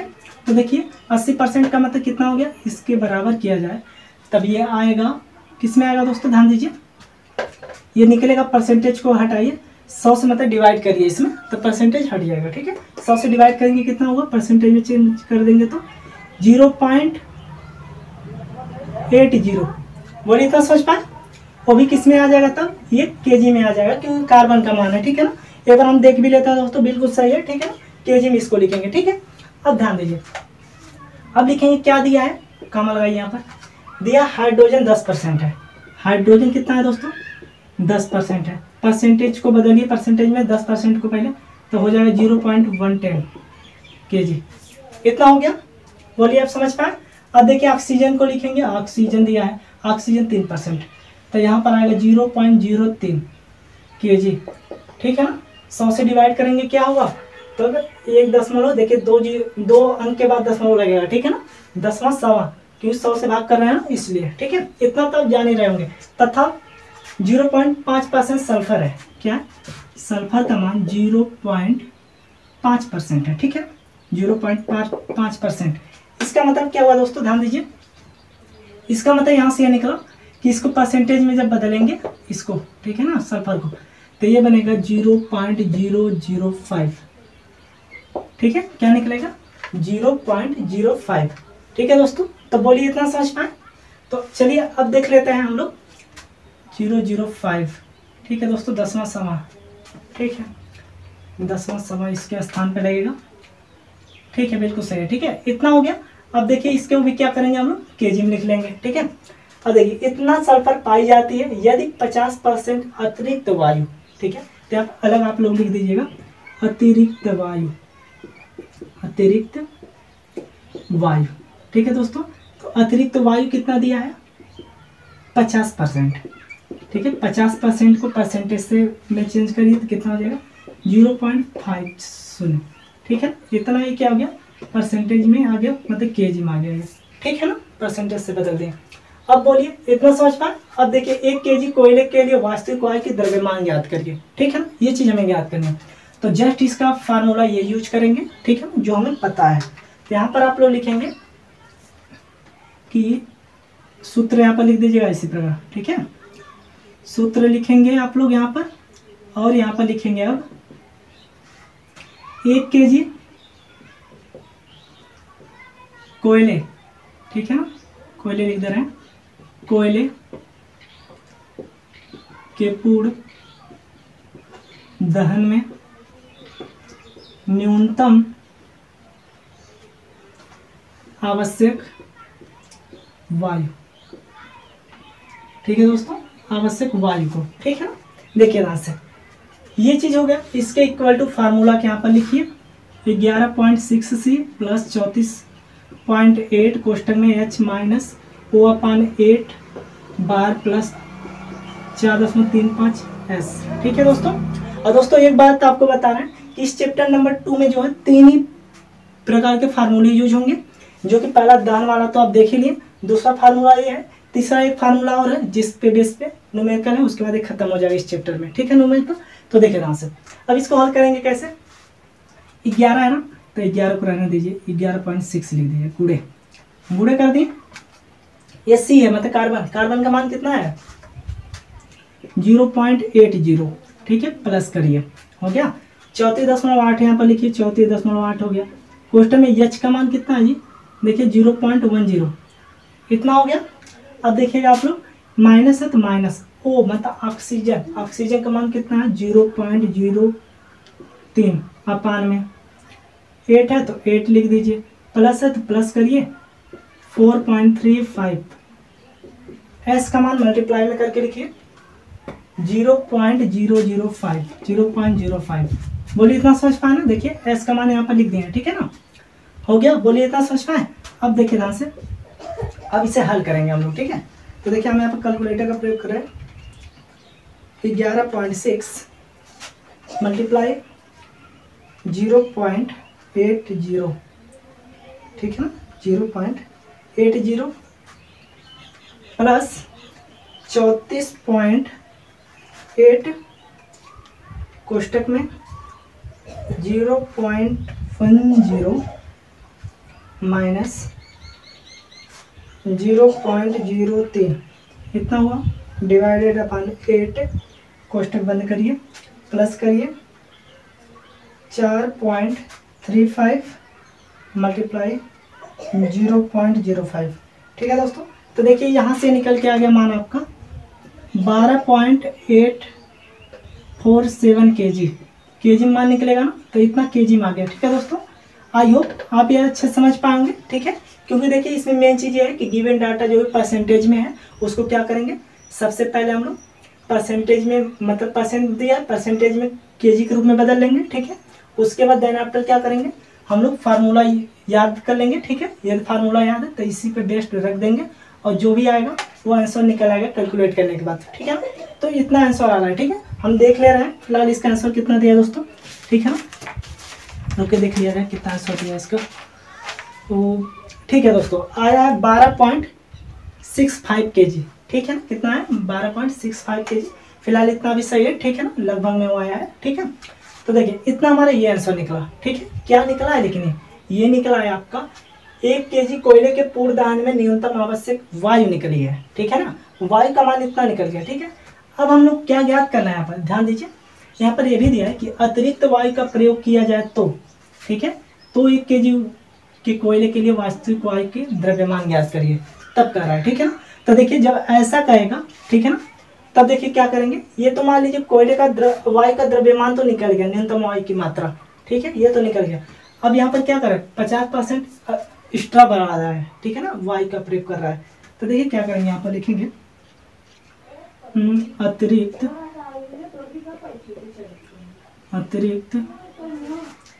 वायु बराबर क्या करेंगे दोस्तों, अतिरिक्त जो वायु दिया रहता है उसे यहाँ पर ऐसे लिख देंगे। ठीक है, सेम जो ये मान निकला है, मतलब न्यूनतम आवश्यक वायु का जो मान निकला है उसे यहाँ पर लिखेंगे, यही निकला है, ऐसे लिख दिए। अब देखिए यहाँ पर लिखेंगे मल्टीप्लाई, कितना एक्स्ट्रा है 50%, क्योंकि दोस्तों देखिए ध्यान से, न्यूनतम वायु तो यही है हमारी। ठीक है, इसी में कह रहा है, इसी वायु में इतना एक्स्ट्रा हो जाए 50%, तो इसमें इसका मल्टीप्लाई कर देते हैं। ठीक है ना, 50%।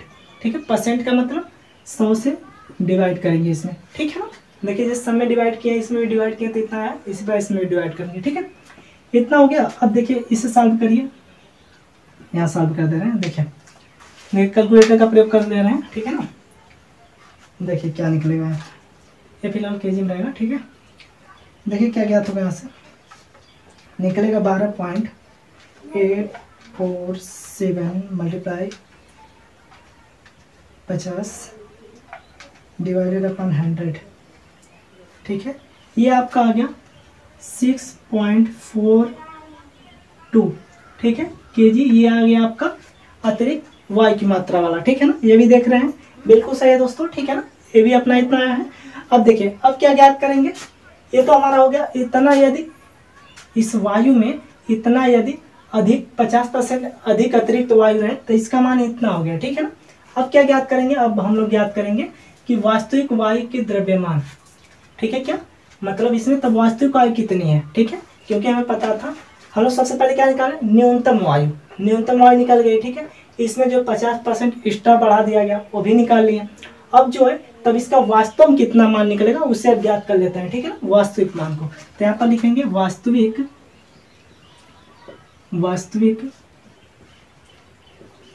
वायु का मान, ठीक है, वास्तविक वायु का मान बराबर, ठीक है दोस्तों, वास्तविक वायु का मान बराबर यहाँ पर ज्ञात करेंगे तो तब हमारा निकल जाएगा यहाँ से दोस्तों, ये निकलेगा कि कितना दिया था, ठीक है, ये जो मान दिया है, ठीक है ना। देखिए वास्तविक वायु का मान बराबर होता है कि सैद्धांतिक वायु, ठीक है ना, प्लस में करके ये वाला मान, मतलब जो हमारा न्यूनतम वायु होता है प्लस ये अतिरिक्त वायु, ये दोनों को जोड़ेंगे तो हमें पता हो जाएगा वास्तविक वायु क्या है, ठीक है ना।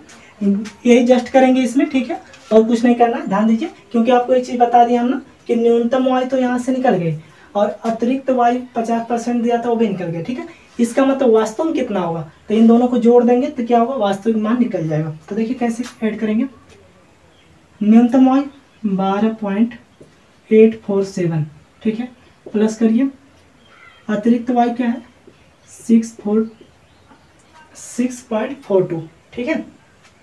अब इसके इक्वल कर दीजिए तो देखिए कितना आ जाएगा, ध्यान से देखिए, इसके इक्वल यदि किया जाए 12.847 प्लस में करिए दोस्तों 6.42, ठीक है। इसके इक्वल कितना आ गया हमारा, आया 19.26, ठीक है ना, इतना केजी आ गया वास्तविक वायु का मान, ठीक है। तो बोलिए इतना समझ पाए ना आप लोग। तो दोस्तों ऐसा क्वेश्चन जब भी है तो उसमें सबसे पहले वायु का मान जब भी पूछा रहा है, ठीक है ना, तो उसमें सबसे पहले आप लोग न्यूनतम वायु का मान ज्ञात करेंगे, ठीक है। यदि अतिरिक्त मान दिया है तो उसे भी यहाँ पर उसका भी मान निकाल लेंगे, ठीक है, उसका उन दोनों को ऐड करके वास्तविक मान ज्ञात कर देंगे, ठीक है। तो बोलिए इतना समझ पाए, आई होप आप ये भी अच्छे से समझ पाएंगे, ठीक है दोस्तों।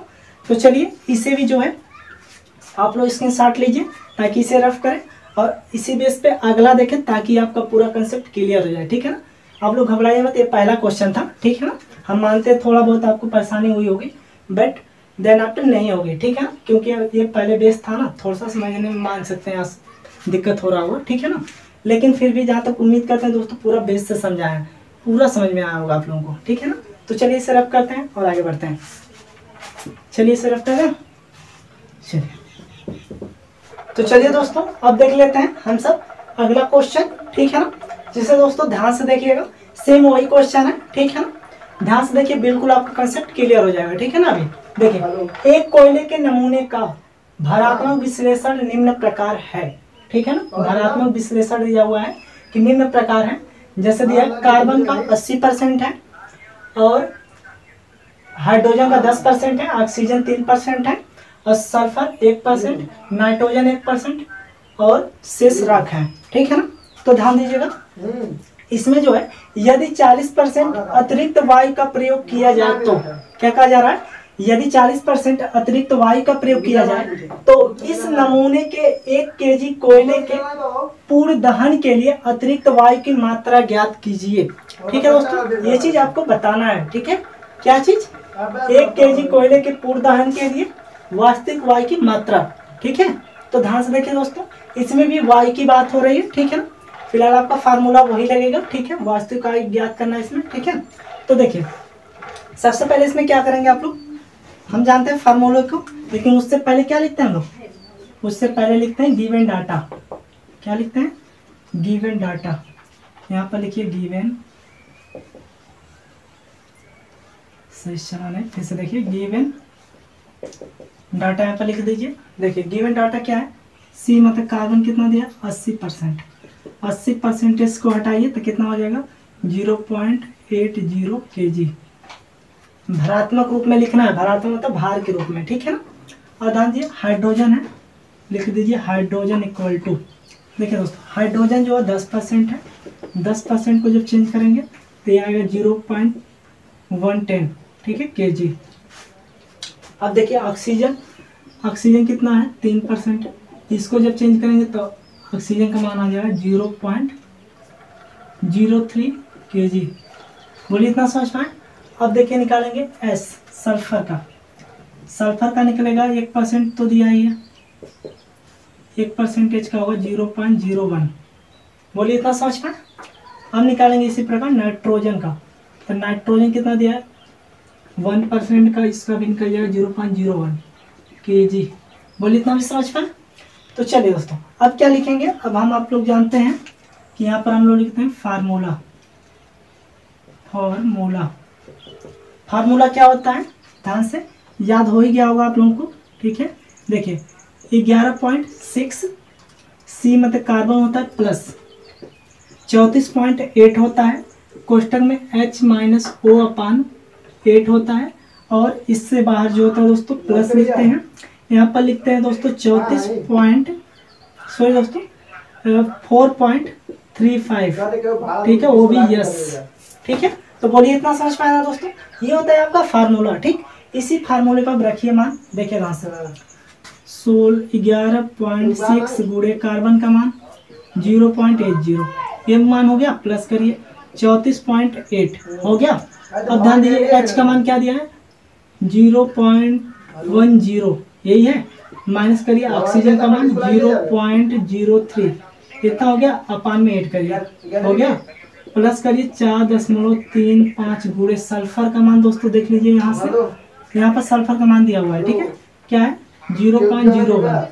तो बोलिए इतना समझ पाए, ये चीज यहाँ से मान हो गया, ठीक है। अब आप लोग ये सोच रहे हैं सर नाइट्रोजन का भी मान दिया, उसका कहाँ रखा है, तो देखिए मेन बात ये भी है ना, इसमें एक चीज बहुत इंपॉर्टेंट चीज जानी कि मान लीजिए कभी कभी ऐसा होता है ना कि आपको कार्बन हाइड्रोजन का मान देता है, ऑक्सीजन का नहीं देता है, ठीक है ना।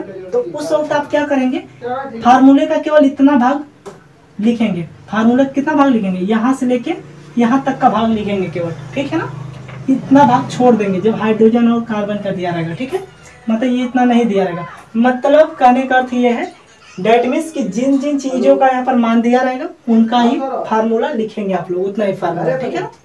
तो चलिए इतना समझ पाए ना कि क्या क्या करना है, कि जिसका फार्मूला मान दिया रहेगा, मतलब H का मान दिया रहेगा तो H तक लेंगे, O का मान दिया रहेगा वो तक लेंगे, यस का मान दिया रहेगा तो यस तक लेंगे, ठीक है ना।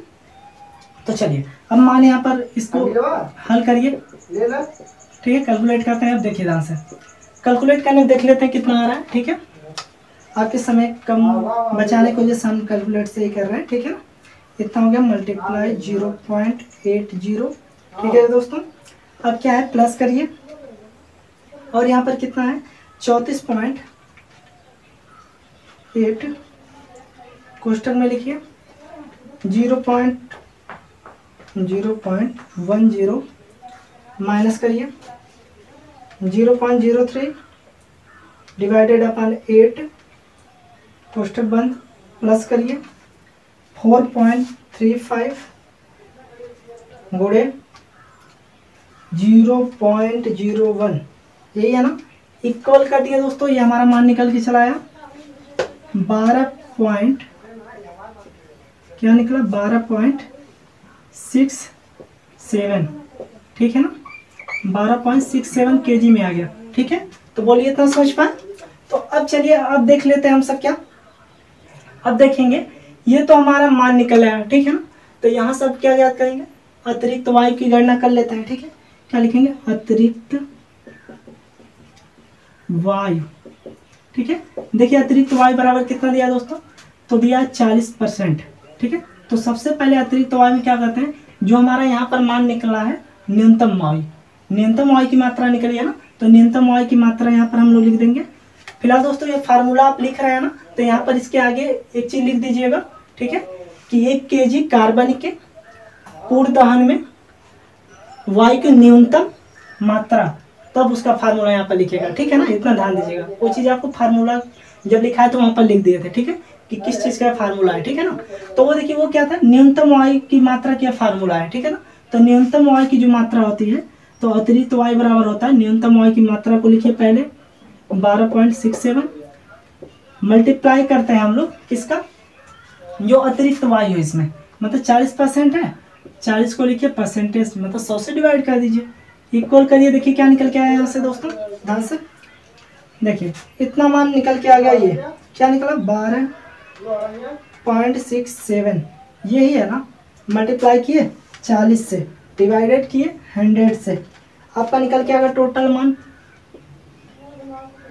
5.06, ठीक है ना। इतना केजी ये आपका आ गया अतिरिक्त वायु की गणना, ठीक है ना। तो अब देख लेते हैं, हमें पता हो गया न्यूनतम वायु और अतिरिक्त वायु दोनों प्राप्त हो गए। तो देखिए न्यूनतम और अतिरिक्त को ऐड कर देंगे तो हमें टोटल वास्तविक वायु की गणना प्राप्त हो जाएगी, ठीक है ना। तो यहाँ पर लिखेंगे अब, इसीलिए वास्तविक वायु की मात्रा, वायु की मात्रा, ये चीज दोस्तों हम जो है जब लेक्चर पढ़ा रहे थे उसमें बहुत ही अच्छे से बताए थे उसमें भी, ठीक है ना, पूरा बेस से। तो देखिए ये चीज हो गया ना यहाँ से, लेकिन दोस्तों एकदम बढ़िया से, इसीलिए पूरा बेस वही वाला कंसेप्ट पूरा यहाँ पर सिखा रहे हैं आपको, ताकि बिल्कुल आपको अच्छे से याद हो जाए, ठीक है ना। भले थोड़ा समय लग रहा है कोई बात नहीं, फिलहाल आपको आना चाहिए, कहने का अर्थ है यार, ठीक है। अब क्या दिया, वास्तविक वायु की मात्रा बराबर क्या निकलेगा दोस्तों, तब ये लिखेंगे न्यूनतम वायु की मात्रा 12.67 प्लस करिए अतिरिक्त वायु की मात्रा जो है 5.06। बोले इतना समझ पाए दोस्तों, लाइट भी आ गई, ठीक है ना। अब फिलहाल आपको अच्छा दिखेगा और भी, ठीक है। तो देखिए इसको हल करिए, देखिए कितना आया, ऐड कर दीजिए जल्दी से। देखिए 12.67 प्लस करिए 5.06, इतना हुआ ना, इक्वल करिए, आ गया आपका 7.73 kg, ठीक है दोस्तों। देख लेते हैं इसका आंसर भी, डेट मीन्स यहाँ बिल्कुल सही आया है, ठीक है। दिस इज द आंसर दोस्तों। आई होप इस क्वेश्चन के माध्यम से आपका एक कंसेप्ट पूरा क्लियर हो गया होगा, जहाँ तक हम उम्मीद करते हैं, ठीक है। तो दोस्तों बोलिए समझ में आ गया ना। तो चलिए इसे भी आप लोग स्क्रीनशॉट लीजिए ताकि इसे रफ करें, और इस बेस पे एक और देख लेते हैं, जो वैसा ही क्वेश्चन देख रहे हैं दोस्तों जो कि एग्जाम में पूछा गया है। ये सारे क्वेश्चन पूछे गए हैं, ठीक है ना, वो भी कई बार पूछे गए इस चैप्टर से, ठीक है। तो चलिए स्क्रीनशॉट लीजिए, जल्दी रफ करें, चलिए तब। तो चलिए दोस्तों अब देख लेते हैं हम सब अगला क्वेश्चन, ठीक है, जो कि दोस्तों ये थोड़ा अलग टाइप्स का क्वेश्चन है, ठीक है ना। इसे भी अब जान लेते हैं, ठीक है, क्योंकि हर एक टाइप्स का दो दो क्वेश्चन जानेंगे ताकि पूरा डाउट क्लियर होता चले, ठीक है ना। तो देखिएगा इसे ध्यान से, और ध्यान से इसे पढ़िए। देखिए क्या कर रहा है, करंट प्रोड्यूसर गैस के एक नमूने का आयतनात्मक विश्लेषण निम्न पाया गया है, ठीक है। कर रहा मतलब एक प्रोड्यूसर गैस है, उसका आयतनात्मक जो विश्लेषण है वो निम्न प्रकार यहाँ पर दिया हुआ है, ठीक है ना। जिसमें देखिए क्या दिया हुआ है, दिया हुआ है हाइड्रोजन, क्या है, हाइड्रोजन 28% है, और कार्बन मोनोऑक्साइड जिसे CO कहते हैं, ठीक है, ये कितना है, ये 12% है, और मीथेन गैस कितना है, मतलब CH4, ये है 2%, ठीक है। और देखिए ध्यान से, अब देखिए यहाँ पर CO2 कितना है, तो 16% दिया है, मतलब कार्बन डाइऑक्साइड, और नाइट्रोजन कितना है, 42% है, ठीक है। तो कह रहा है कि इस गैस की 1 मीटर क्यूब मात्रा के पूर्ण दहन के लिए सैद्धांतिक वायु का आयतन ज्ञात कीजिए, ठीक है। सैद्धांतिक वायु का आयतन पूछा है, ठीक है दोस्तों। तो देखिए दोस्तों इसमें जो है, इसमें मेन फार्मूला यही यूज होगा, ठीक है ना। जो फार्मूला है 1 मीटर क्यूब प्रोड्यूसर गैस के लिए पूर्ण दहन में वायु की मात्रा, ठीक है ना, वायु का मात्रा, ये देखिए 1 मीटर क्यूब के लिए यही वाला फार्मूला यूज होगा जहाँ प्रोड्यूसर गैस पूछेगा, ठीक है ना, इतना ध्यान दीजिएगा। तो दोस्तों इसे एक बार मेरे साथ याद करिए, ठीक है। देखिए फार्मूला क्या है, 1 मीटर क्यूब प्रोड्यूसर गैस के लिए पूर्ण दहन में वायु की मात्रा बराबर होता है 0.5, क्या होता है 0.5 क्वेश्चन में H प्लस CO मतलब कार्बन मोनोऑक्साइड, प्लस 2CH4 मतलब 2, और क्या है मीथेन गैस, अपान में 21 होता है, ठीक है ना। 21 क्यों लेते हैं ये आपको अभी बता रहे हैं, ठीक है। देखिए दोस्तों मेन बात ये आती है ना कि देखिए एक चीज है, उसको ध्यान से नोट्स में उतार लीजिएगा आप लोग, ये उतारिएगा कि जो वायु में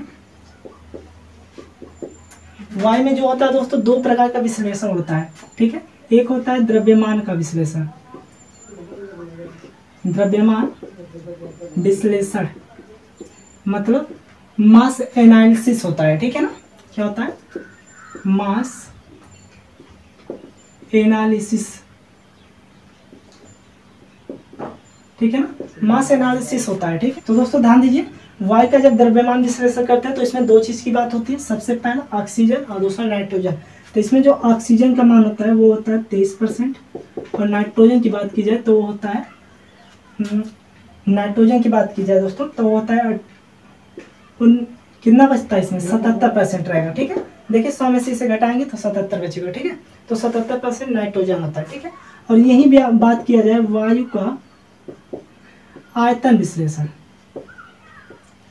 आयतन विश्लेषण यदि किया जाए, ठीक है, वॉल्यूम एनालिसिस किया जाएगा तो उस वक्त जो है ऑक्सीजन का मान होता है 21%, जिसे हम सब जानते हैं कि पृथ्वी पर कितना होता है 21%। तो हम लोग आयतन के आधार पे बताते हैं, ठीक है ना, आयतन विश्लेषण के आधार पे बोलते हैं।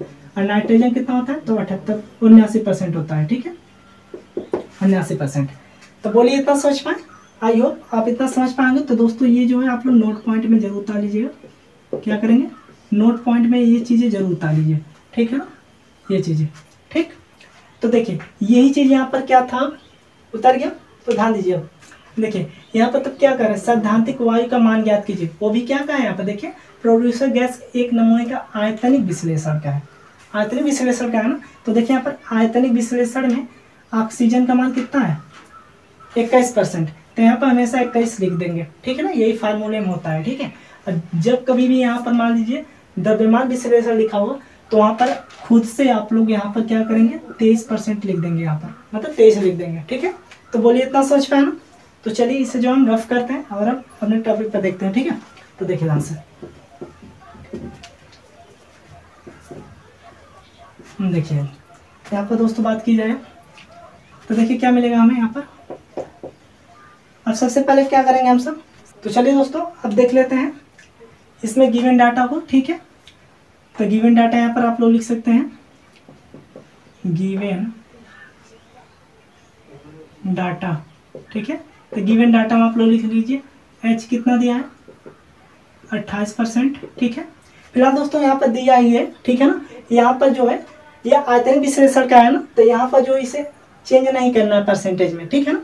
तो यहाँ पर हम फिलहाल ना लिख कर समय बचत के लिए यहाँ पर सीधे मान पुट कर दे रहे हैं, ठीक है ना। तो आप लोग ध्यान दीजिएगा, देखिए ध्यान से, गिवन डाटा आप लोग लिख लीजिएगा वैसे, ठीक है ना, बट हम यहाँ पर नहीं लिख रहे हैं। देखिए क्या करेंगे, 0.5 लिखेंगे। एच का मान देखिए कितना है? 28 है, तो 28 लिख देंगे, ठीक है, क्योंकि आयतनिक विश्लेषण कर रहा है, ठीक है। आयतनिक विश्लेषण में हम लोग इसे केजी में नहीं चेंज करते हैं, ठीक है, और 9% को हटाते हैं, ठीक है। तो देखिए ऐसे हो गया, प्लस करिए। CO मतलब कार्बन मोनोऑक्साइड का मान देखिए कितना है? 12%, तो 12 लिख दीजिए, ओके। प्लस करिए, 2 है, 2 लिखिए। CH4, ठीक है, तो CH4 मतलब मीथेन का मान कितना दिया? 2%, तो मल्टीप्लाई कीजिए 2, हो गया। अब पान में लिखिए 21, ये मीटर क्यूब में होता है आंसर, ठीक है। तो इक्वल करिए, देखिए दोस्तों कितना है? 0.5, 28, 12 को जोड़िए, 40 हो गया हमारा। प्लस करेंगे 2 दूना 4, अब पान में 21। बोलिए इतना समझ पाए? मीटर क्यूब हो गया इतना दोस्तों। अब ध्यान दीजिए, अब इसका इसमें मल्टीप्लाई कराएंगे, ठीक है। तो आप लोग जानते हैं 4 5 कितना होता है? तो 20 होता है। क्या होता है? 4 5 20। एक जीरो इधर है, एक जीरो बढ़ा दिए, एक जीरो पे दशमलव लगाए, ठीक है। तो यहाँ पर दशमलव लगा दीजिए। बोलिए इतना समझ पाए? 4 5 20 मतलब यदि 5 का पारा 40 बार पढ़ा जाए तो 200 होता है, ठीक है। 200 होता है, 200 लिख दिए, एक स्थान पे दशमलव, एक स्थान पे दशमलव लगा दिए, ओके। प्लस करिए 4 अपान में 21, इतना समझ में आए। अब देखिए इसे ऐड करिए, 20 + 4 कितना हो जाएगा दोस्तों? तो हो जाएगा 24, क्यों? दशमलव के बाद जीरो का मान कोई कुछ नहीं होता है, ठीक है ना, इसे नहीं लेते हैं जीरो को। 20 × 24 अपान में 21, इक्वल करिए, डिवाइड करिए जल्दी से। देखिए कितना निकल के आ रहा है, देख ले रहे हैं, 24 डिवाइडेड अपान 21, ये निकल के आ गया दोस्तों 1.143। कितना आया? 1.143 मीटर क्यूब। ये हो गया आपका आंसर, ठीक है दोस्तों। आई होप आपको ये भी अच्छा समझ में आ गया होगा, ठीक है, कि जब भी प्रोड्यूसर गैस पूछेगा तो इसका हम लोग फार्मूला क्या ज्ञात करेंगे कि 0.5 क्वेश्चन में H + CO + 2 CH4 अपान में जो भी रहेगा आयतनिक विश्लेषण करेगा तो 21 लेंगे, या फिर भरात्मक विश्लेषण मतलब द्रव्यमान विश्लेषण कहेगा तो वहाँ पर क्या लेंगे हम लोग, तो वहाँ पर 23 लेंगे, ठीक है। तो बोलिए इतना समझ पाए ना। तो चलिए दोस्तों इसे आप लोग स्क्रीनशॉट लीजिए, ठीक है, जस्ट इसे रफ करें। और अभी जो है दोस्तों एक फार्मूला और यूज होगा इस वाले चैप्टर में, ठीक है ना, उससे रिलेटेड भी क्वेश्चन देख लेते हैं, ठीक है, ताकि आपको पूरा डाउट क्लियर रहे, ठीक है ना, इस चैप्टर से। तो चलिए इसे रफ करें। चलिए तो चलिए दोस्तों अब देख लेते हैं हम सब अपना अगला क्वेश्चन, ठीक है ना, जो कि दोस्तों ये अलग फार्मूले पे बेस है, ठीक है ना, इसलिए इसे ध्यान से देखिएगा, ठीक है ना। तो देखिएगा ध्यान से दोस्तों क्या कर रहा है पहले क्वेश्चन को, ठीक है। देखिए फ्लू गैस के एक नमूने का संहत विश्लेषण निम्न प्रकार है। संहत का मतलब दोस्तों होता है मास, मतलब द्रव्यमान, मतलब मास एनालिसिस निम्न प्रकार है, ठीक है ना, मतलब द्रव्यमान विश्लेषण दिया हुआ है, ठीक है। फिर से एक बार, फ्लू गैस के एक नमूने का द्रव्यमान विश्लेषण निम्न प्रकार है, जिसमें दोस्तों CO2 कार्बन डाइऑक्साइड 16% है, CO मतलब कार्बन मोनोऑक्साइड 2% है, और O2 बराबर जो है 2% दिया हुआ है, और N2 का मान भी 80% दिया है, ठीक है ना। तो ये चीज जो है द्रव्यमान विश्लेषण दिया हुआ है। अब कहा क्या रहा है दोस्तों, ध्यान दीजिए, 1 kg फ्लू गैस में कार्बन की मात्रा ज्ञात कीजिए, ठीक है। कहा क्या रहा है कि 1 kg फ्लू गैस में कार्बन की मात्रा ज्ञात कीजिए, ठीक है ना। अब देखिए ये जो 1 kg फ्लू गैस में कार्बन की मात्रा होता है, इसका फार्मूला अलग होता है, ठीक है ना। ध्यान दीजिए दोस्तों, जहां पर भी कार्बन की बात आए और द्रव्यमान की बात आए, ठीक है ना, वहां पर जब भी ऐसा मान दिया रहेगा, ठीक है ना, अवयव का मान दिया रहेगा, उससे हम लोग परसेंटेज में चेंज करते हैं, ठीक है। वरना जब मान लीजिए कि गैस की बात है, वहां पर जिस प्रोड्यूसर गैस का हमें निकालना था, ठीक है ना, वो भी आयतनिक प्रतिशत, ठीक है ना। जब मान लीजिए आयतनिक विश्लेषण जब भी पूछेगा तो आयतनिक विश्लेषण में हमेशा वही मान पुट करते हैं, ठीक है ना, क्योंकि इससे पीछे आप देखेंगे प्रोड्यूसर वाला हम लोग सवाल लगाए हैं, तो उसमें क्या किए हैं, जो भी यहाँ पर परसेंटेज में लिखा था वही मान सीधे सीधे रख दिए हैं, उसे परसेंटेज से हटाए नहीं है, चेंज नहीं किए हैं, ठीक है ना। तो दोस्तों आयतन विश्लेषण मतलब वॉल्यूम एनालिसिस जब भी पूछेगा तो वहां पर क्या करेंगे, चेंज नहीं करेंगे। और दैट मीन्स दोस्तों जब भी आपका ये पूछेगा कि मतलब द्रव्यमान विश्लेषण मतलब मास एनालिसिस पूछेगा, तो वहां पर हमेशा हम क्या करेंगे, चेंज कर देंगे इसे, ठीक है। जैसे सबसे पहले वाले फार्मूला जब यूज किए थे वहां चेंज किए थे, और इसमें भी चेंज करेंगे क्योंकि यहाँ पर भी द्रव्यमान विश्लेषण पूछा है, ठीक है ना। तो बोलिए इतना समझ पाए। अब चलिए देखते हैं, यहाँ पर लिखिए हल, ठीक है। देखिए 1 kg फ्लू गैस में कार्बन की मात्रा का रहा है, तो 1 kg फ्लू गैस में कार्बन की मात्रा फार्मूला पहले जानिए, सूत्र जान लीजिए, ठीक है। 1 kg फ्लू गैस में कार्बन की मात्रा इक्वल टू होता है दोस्तों 3/, एक मिनट दोस्तों हम देख के बता दे रहे हैं आपको फिलहाल, ठीक है, 3/11 ताकि गलत ना हो, ठीक है। क्वेश्चन में CO2, ठीक है, प्लस 3/7 ये होता है, हाँ बिल्कुल सही है, क्वेश्चन में CO होता है, ये होता है इसका फार्मूला, ठीक है दोस्तों, किसका, 1 kg फ्लू गैस में कार्बन की मात्रा का, ठीक है। इसका भी डेरिवेशन हम जब लेक्चर पढ़ा रहे थे उसमें बताए पूरा, ठीक है ना दोस्तों, क्योंकि जितने भी फार्मूले वहां पर आ रहे थे पूरा हम डेरिवेशन के साथ बता रहे थे, ठीक है ना, ताकि भूलने पर आप लोग उसे निकाल लें, ठीक है, उस तरह से। तो इसलिए दोस्तों बट यहाँ पर आप लोगों को ज्यादा फार्मूला नहीं है, ठीक है। यहाँ पर देखिए इस चैप्टर में केवल 3 ही फार्मूले थे, ठीक है, तीनों को हम आपको बता दिए, अच्छे से याद कर लेंगे तो बिल्कुल आपका लग जाएगा, ठीक है ना। तो ध्यान दीजिए ये हो गया 1 kg फ्लू गैस में कार्बन की मात्रा का फार्मूला, ठीक है। तो इसे आप ध्यान दीजिए क्या होता है, 3/11 मतलब 3/11 CO2 प्लस 3/7 CO, ये फार्मूला होता है 1 kg फ्लू गैस में कार्बन की मात्रा का, ठीक है। फिर से एक बार 3/11 CO2 प्लस 3/7 CO, एक बार और पढ़िए 3/11 CO2 प्लस 3/7 CO, ठीक है। तो चलिए इसमें मान पुट करते हैं आप ध्यान से। सबसे पहले लिखिए यहाँ पर गिवन डाटा लिखना जरूरी है, ठीक है, गिवन डाटा हमेशा आप लिखिएगा, ठीक है ना। फिलहाल हम कहीं कहीं पर नहीं लिख रहे हैं, लेकिन उस पर आप चिंता मत करिए। देखिए CO2 बराबर 16%, 16% को जल्दी से चेंज करिए आप लोग, परसेंटेज से हटाइए, तो 0.16 kg में आ गया, ठीक है ना, kg में आ गया, क्योंकि द्रव्यमान विश्लेषण कर रहे हैं, द्रव्यमान किस में होता है, तो किलोग्राम में होता है, ठीक है, ये हो गया। अब देखिए CO ज्ञात करिए, CO मतलब कार्बन मोनोऑक्साइड 2% है, इसको चेंज करेंगे तो 02 आ जाएगा। ठीक है, अब देखिए O2 चेंज करिए, O2 बराबर 2% दिया, इसके इक्वल करेंगे तो मान आएगा 0.02%। ये भी इतना निकल गया। अब ध्यान दीजिए N2 का इसी प्रकार याद करेंगे तो N2 का निकल जाएगा 80% है, इसको ज्ञात करिए तो हो जाएगा 0.80 kg में। ठीक है दोस्तों, सब kg में लिख दीजिएगा आप लोग, कहीं पर छूट जा रहा है। ठीक है, kg में लिख दीजिए, हो गया ना kg में।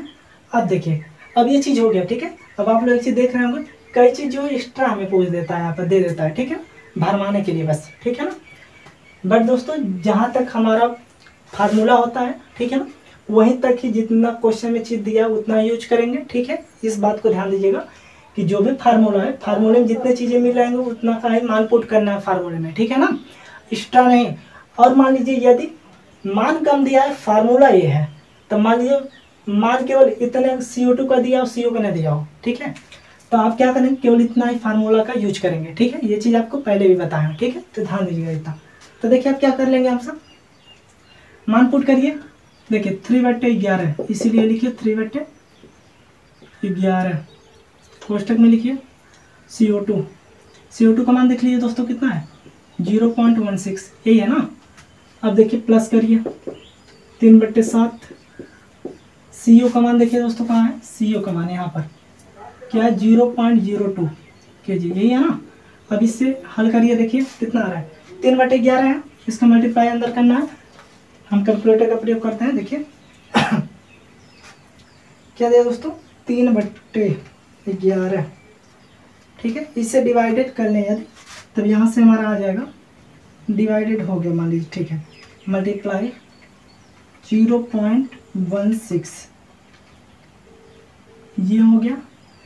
अब लिखेंगे प्लस, बराबर करके प्लस करेंगे तो ये आपका आ जाएगा।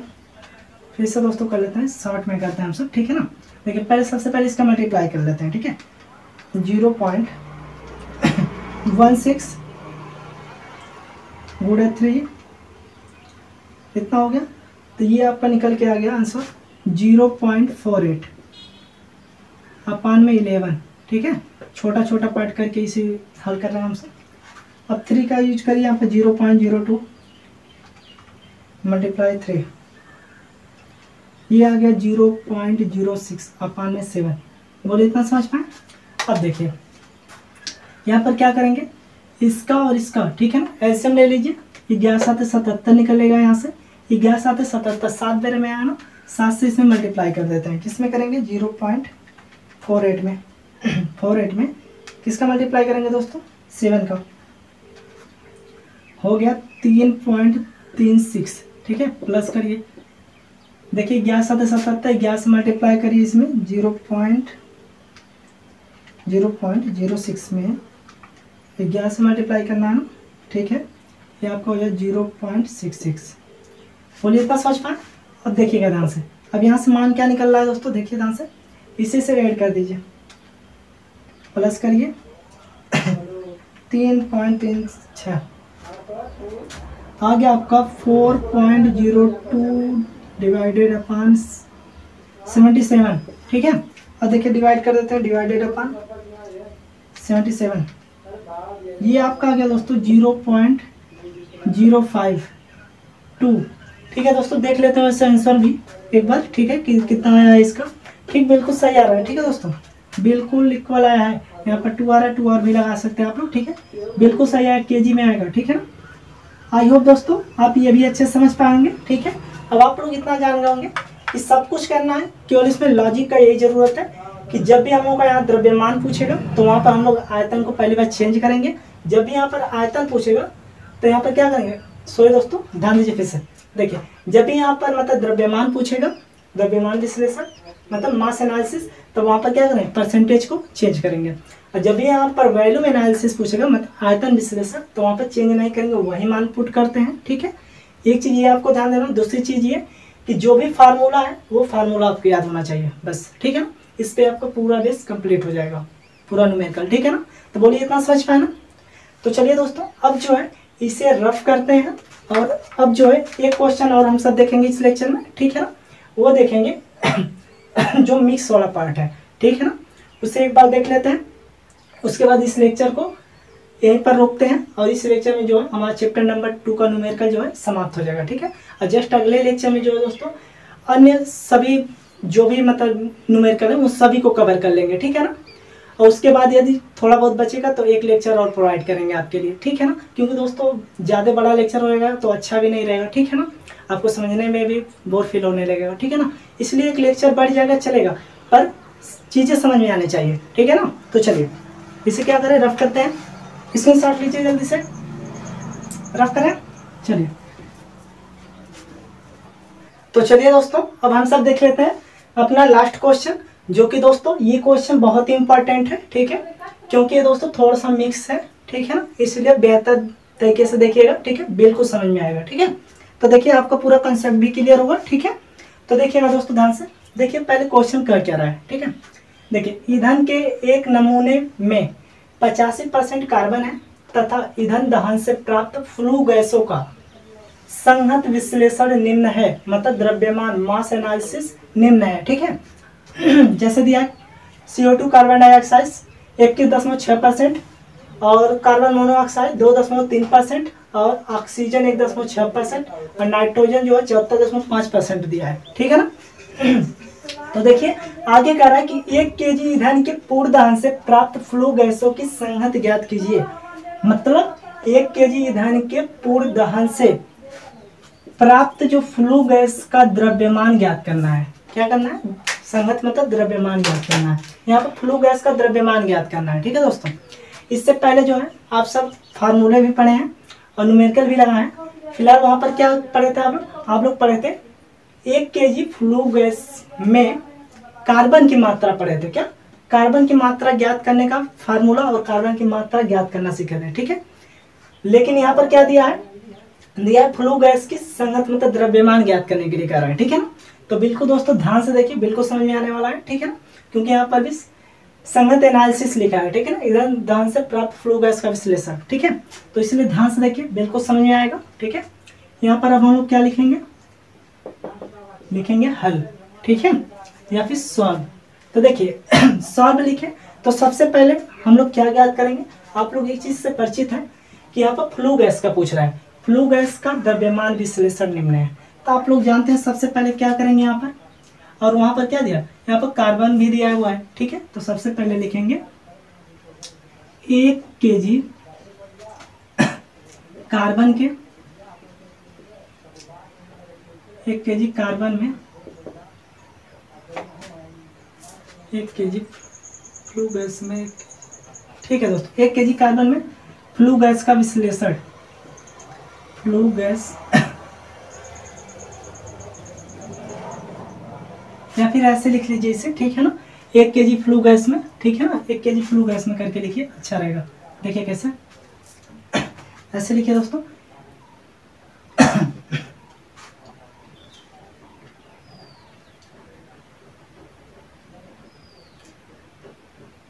तो दोस्तों यहाँ पर हल लिखेंगे और यहाँ पर लिखेंगे अब जो है 1 kg फ्लू गैस में कार्बन की मात्रा पहले ज्ञात कर लेंगे। ठीक है ना, देखिए क्योंकि यहाँ पर कार्बन भी दिया है और फ्लू गैस की भी बात हो रही है। ठीक है, तो पहले यही वाला फार्मूला यूज करेंगे जो पीछे यूज किया हम लोग, 1 kg फ्लू गैस में कार्बन की मात्रा। तो इसमें क्या हुआ दोस्तों, 1 kg फ्लू गैस में कार्बन की जो मात्रा है उसका फार्मूला आप लोग जानते हैं क्या होता है 3/11 क्वेश्चन में CO2 प्लस 3/7 क्वेश्चन में CO। बोलिए इतना सोच पाए। अब देखिएगा ध्यान से, मान को पुट करिए, 3/11 है, 3/11 लिखिए, हो गया। इसका मान देख लीजिए। एक मिनट दोस्तों, ये तो हमारा फार्मूला हो गया। ठीक है ना, लेकिन एक चीज़ हम लोग नहीं लिखे ना, इसीलिए दिक्कत हुआ। देखिए गिवन डाटा पहले लिख लेते हैं हम लोग। ठीक है ना, भूल गए हैं, फिलहाल आप मत भूलिएगा। ठीक है, गिवन डाटा इसलिए लिखेंगे क्योंकि यहाँ पर देखिए संगत विश्लेषण है, द्रव्यमान विश्लेषण के बारे में है ना, तो इसे चेंज भी करना पड़ेगा ना, इसलिए तो रुक जाइए, इसे भी रुक कर लिखते हैं। पहले इसे लिख लीजिए, इसको चेंज कीजिए परसेंटेज से। CO2 की जो मान दिया है ये आपका निकल जाएगा यहाँ से। देखिए 2 0 इधर बढ़ जाएगा तो कितना आपका निकल जाएगा, ये हो जाएगा 2.16, ठीक है। परसेंटेज में आ जाए, परसेंटेज में नहीं दोस्तों, केजी में आ जाएगा, ठीक है। हम सीधा बदल के लिख रहे हैं। यहाँ पर हो जाएगा कार्बन का, देखिए कार्बन का कितना है, कार्बन मोनोऑक्साइड का देखिए, इसका 23% है, इसका मतलब 10.23 kg, ठीक है। ऑक्सीजन का देख लीजिए 10.16 kg, नाइट्रोजन का देख लीजिए 7.45 kg। ये भी इतना समझ पाए आप ना। अब देखिएगा ध्यान से, अब जो है अब मान को पुट करिए, 3 है, 3/11, 3/11। CO2 का मान दोस्तों देखिए, CO2 का मान 2.16 दिया है, प्लस किया है, प्लस करिए 3/7 करिए, क्वेश्चन में CO का मान देख लीजिए, ध्यान से करना है, CO का मान 0.23 kg, ठीक है ना, इतना हो गया। अब देखिए 3/11 दिया है ना, तो सबसे पहले हम सब क्या करते हैं, इसका इसमें मल्टीप्लाई कर देते हैं, ठीक है। देखिए ध्यान से, दैट मीन्स देखिए सबसे पहले इसका इसमें मल्टीप्लाई करिए, मतलब 2.16 मल्टीप्लाई 3 डिवाइडेड अपन 11 कर दीजिए सीधे, ठीक है ना।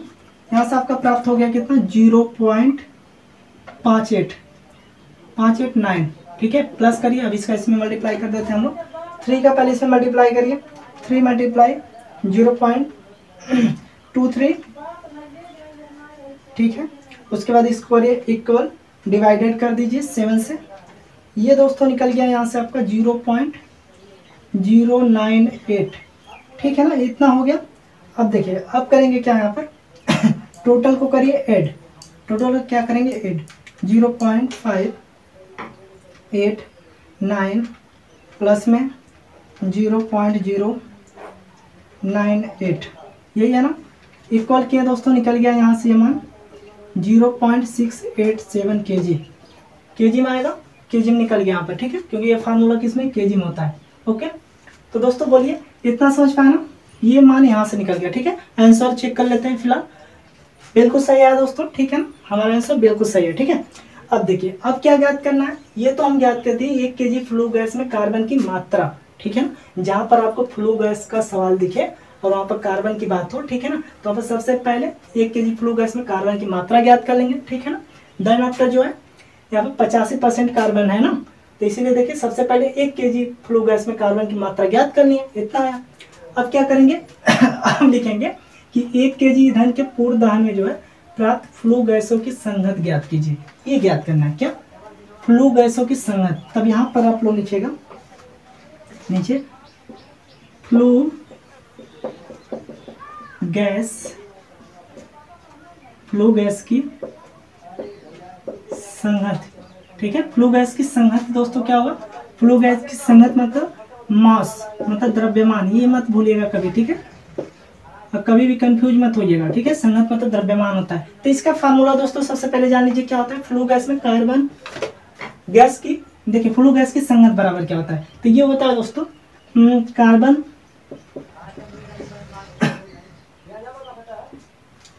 कार्बन में ईंधन बट्टे, कार्बन में ईंधन बट्टे भी दोस्तों केजी में लिया जाता है, ठीक है ना। कार्बन की ईंधन, यहाँ पर लिखे कार्बन की ईंधन केजी में भी, ठीक है ना, लिया जाता है, बट्टे फ्लू, अभी ऐसे लिखिए कार्बन की फ्लू गैस, बोलिए इतना समझ पाना क्या होगा, कार्बन की ईंधन बट्टे कार्बन की फ्लू गैस, ठीक है, जिसे हम लोग C1/C2 बोल सकते हैं, ठीक है ना। ये फार्मूला आप लोग याद रखिएगा, ठीक है, ये फार्मूला है, इससे बेहद ध्यान दीजिएगा, ठीक। तो देखिए दोस्तों ये फार्मूला हो गया कार्बन की ईंधन बट्टे कार्बन की फ्लू गैस, ठीक है ना, मतलब C1/C2। तो चलिए अब इस पे मान को पुट करिए जल्द से जल्द, तो देखिए क्या निकलेगा यहाँ पर। फिलहाल हम यहाँ पर लगा लें क्या, देखिए दोस्तों गिवन डाटा में एक चीज हम लोग नहीं लिखे कि देखिए ईंधन के एक नमूने में 85% कार्बन देता है, ठीक है ना। तो गिवन डाटा में यहाँ पर आप लोग लिख लीजिएगा जो 85% है ना, क्या है, कार्बन है ना, तो C बराबर लिख दीजिएगा, 85% है तो 0.85 kg लिख दीजिए, ठीक है, चेंज हो गया ना, 0.85 kg। तो चलिए इसमें मान पुट करिए, यहाँ से हम लोग यहाँ पर रख देते हैं, ठीक है, मान को। तो देखिए कार्बन की मात्रा, कार्बन की ईंधन कितना दिया है, तो देखिए ईंधन के एक नमूने में इतना है, कितना है 0.85, ठीक है, मतलब 0.85 kg क्या है ईंधन है कार्बन में, ठीक है। तो कार्बन की ईंधन क्या हो गया, इतना हो गया बट्टे। अब क्या रखेंगे हम लोग, कार्बन की फ्लू गैस का मान। तो कार्बन की जो फ्लू गैस में जो कार्बन की मात्रा है वो कितना आया है, तो देखिए ध्यान से वो आया है 0.687, यही निकल के आया है ना। ये दोनों क्या है केजी में है, ओके, क्या है केजी में। अब इसे यहाँ सॉल्व कीजिए, बिल्कुल आपका मान निकल जाएगा, क्या फ्लू गैस की संगत निकल जाएगा, ठीक है ना, ये वाला मान प्राप्त हो जाएगा। देख लेते हैं डिवाइड करके, 0.85 डिवाइडेड अपॉन 0.687 इक्वल किया दोस्तों, आ गया ये मान निकल के यहाँ से आपका 1.237 kg, ठीक है ना। ये निकल गया फ्लू गैस की संगत मतलब द्रव्यमान। आंसर चेक कर लेते हैं दोस्तों। आंसर जो दिया है ये आपका आ रहा है कुछ थोड़ा अलग आया है दोस्तों, 12.37 दिया है इसमें, केजी में लिखा है, बट दोस्तों आंसर तो पूरा हम लोग का सही है, बिल्कुल सही है, ठीक है, बिल्कुल सही है दोस्तों, ठीक है ना। आंसर में कोई दिक्कत नहीं है, हम लोग का बिल्कुल सही है, ठीक है ना। हम लोग कैलकुलेट भी कर लेते हैं दोबारा एक बार, हमारे साथ सही है, उसमें भी थोड़ा सा मिस्टेक कर दिया हुआ, 10 मालूम इधर कर दिया बस, ठीक है ना, 10 मालूम चेंज है और कुछ नहीं। 85 डिवाइडेड अपन 0.687, ठीक है दोस्तों, हम लोग का बिल्कुल आंसर सही है, ठीक है ना, उसमें थोड़ा सा मिस्टेक हो गया होगा, ठीक है ना, बट दोस्तों केजी में आएगा ये आंसर, ठीक है। तो आई होप दोस्तों आपको ये लेक्चर पूरा अच्छे तरीके से समझ में आ गया होगा, ठीक है ना। और दोस्तों ये जो चैप्टर नंबर 2 से रिलेटेड जितने भी क्वेश्चन थे यहाँ पर हमने आपको सारे न्यूमेरिकल बता दिए, ठीक है ना, जिससे आपको एग्जाम में आने पर पूरा अच्छे से आप इसे लिख पाएंगे आप, ठीक है ना, पूरा एकदम बेस क्लियर आपका कर दिए हैं, ठीक है ना। इसे पूरा बेस से बताएं इसलिए इतना टाइम हो गया है, ठीक है। तो दोस्तों अब जो अन्य चैप्टर के हैं वो इतना न्यूमेरिकल नहीं है उसमें, ठीक है ना, थोड़ा थोड़ा है, और एक प्रकार का बताएंगे दूसरा वैसे लगा लेंगे, ठीक है ना। इसमें नए नए प्रकार के फार्मूले भी थे इसलिए, ठीक।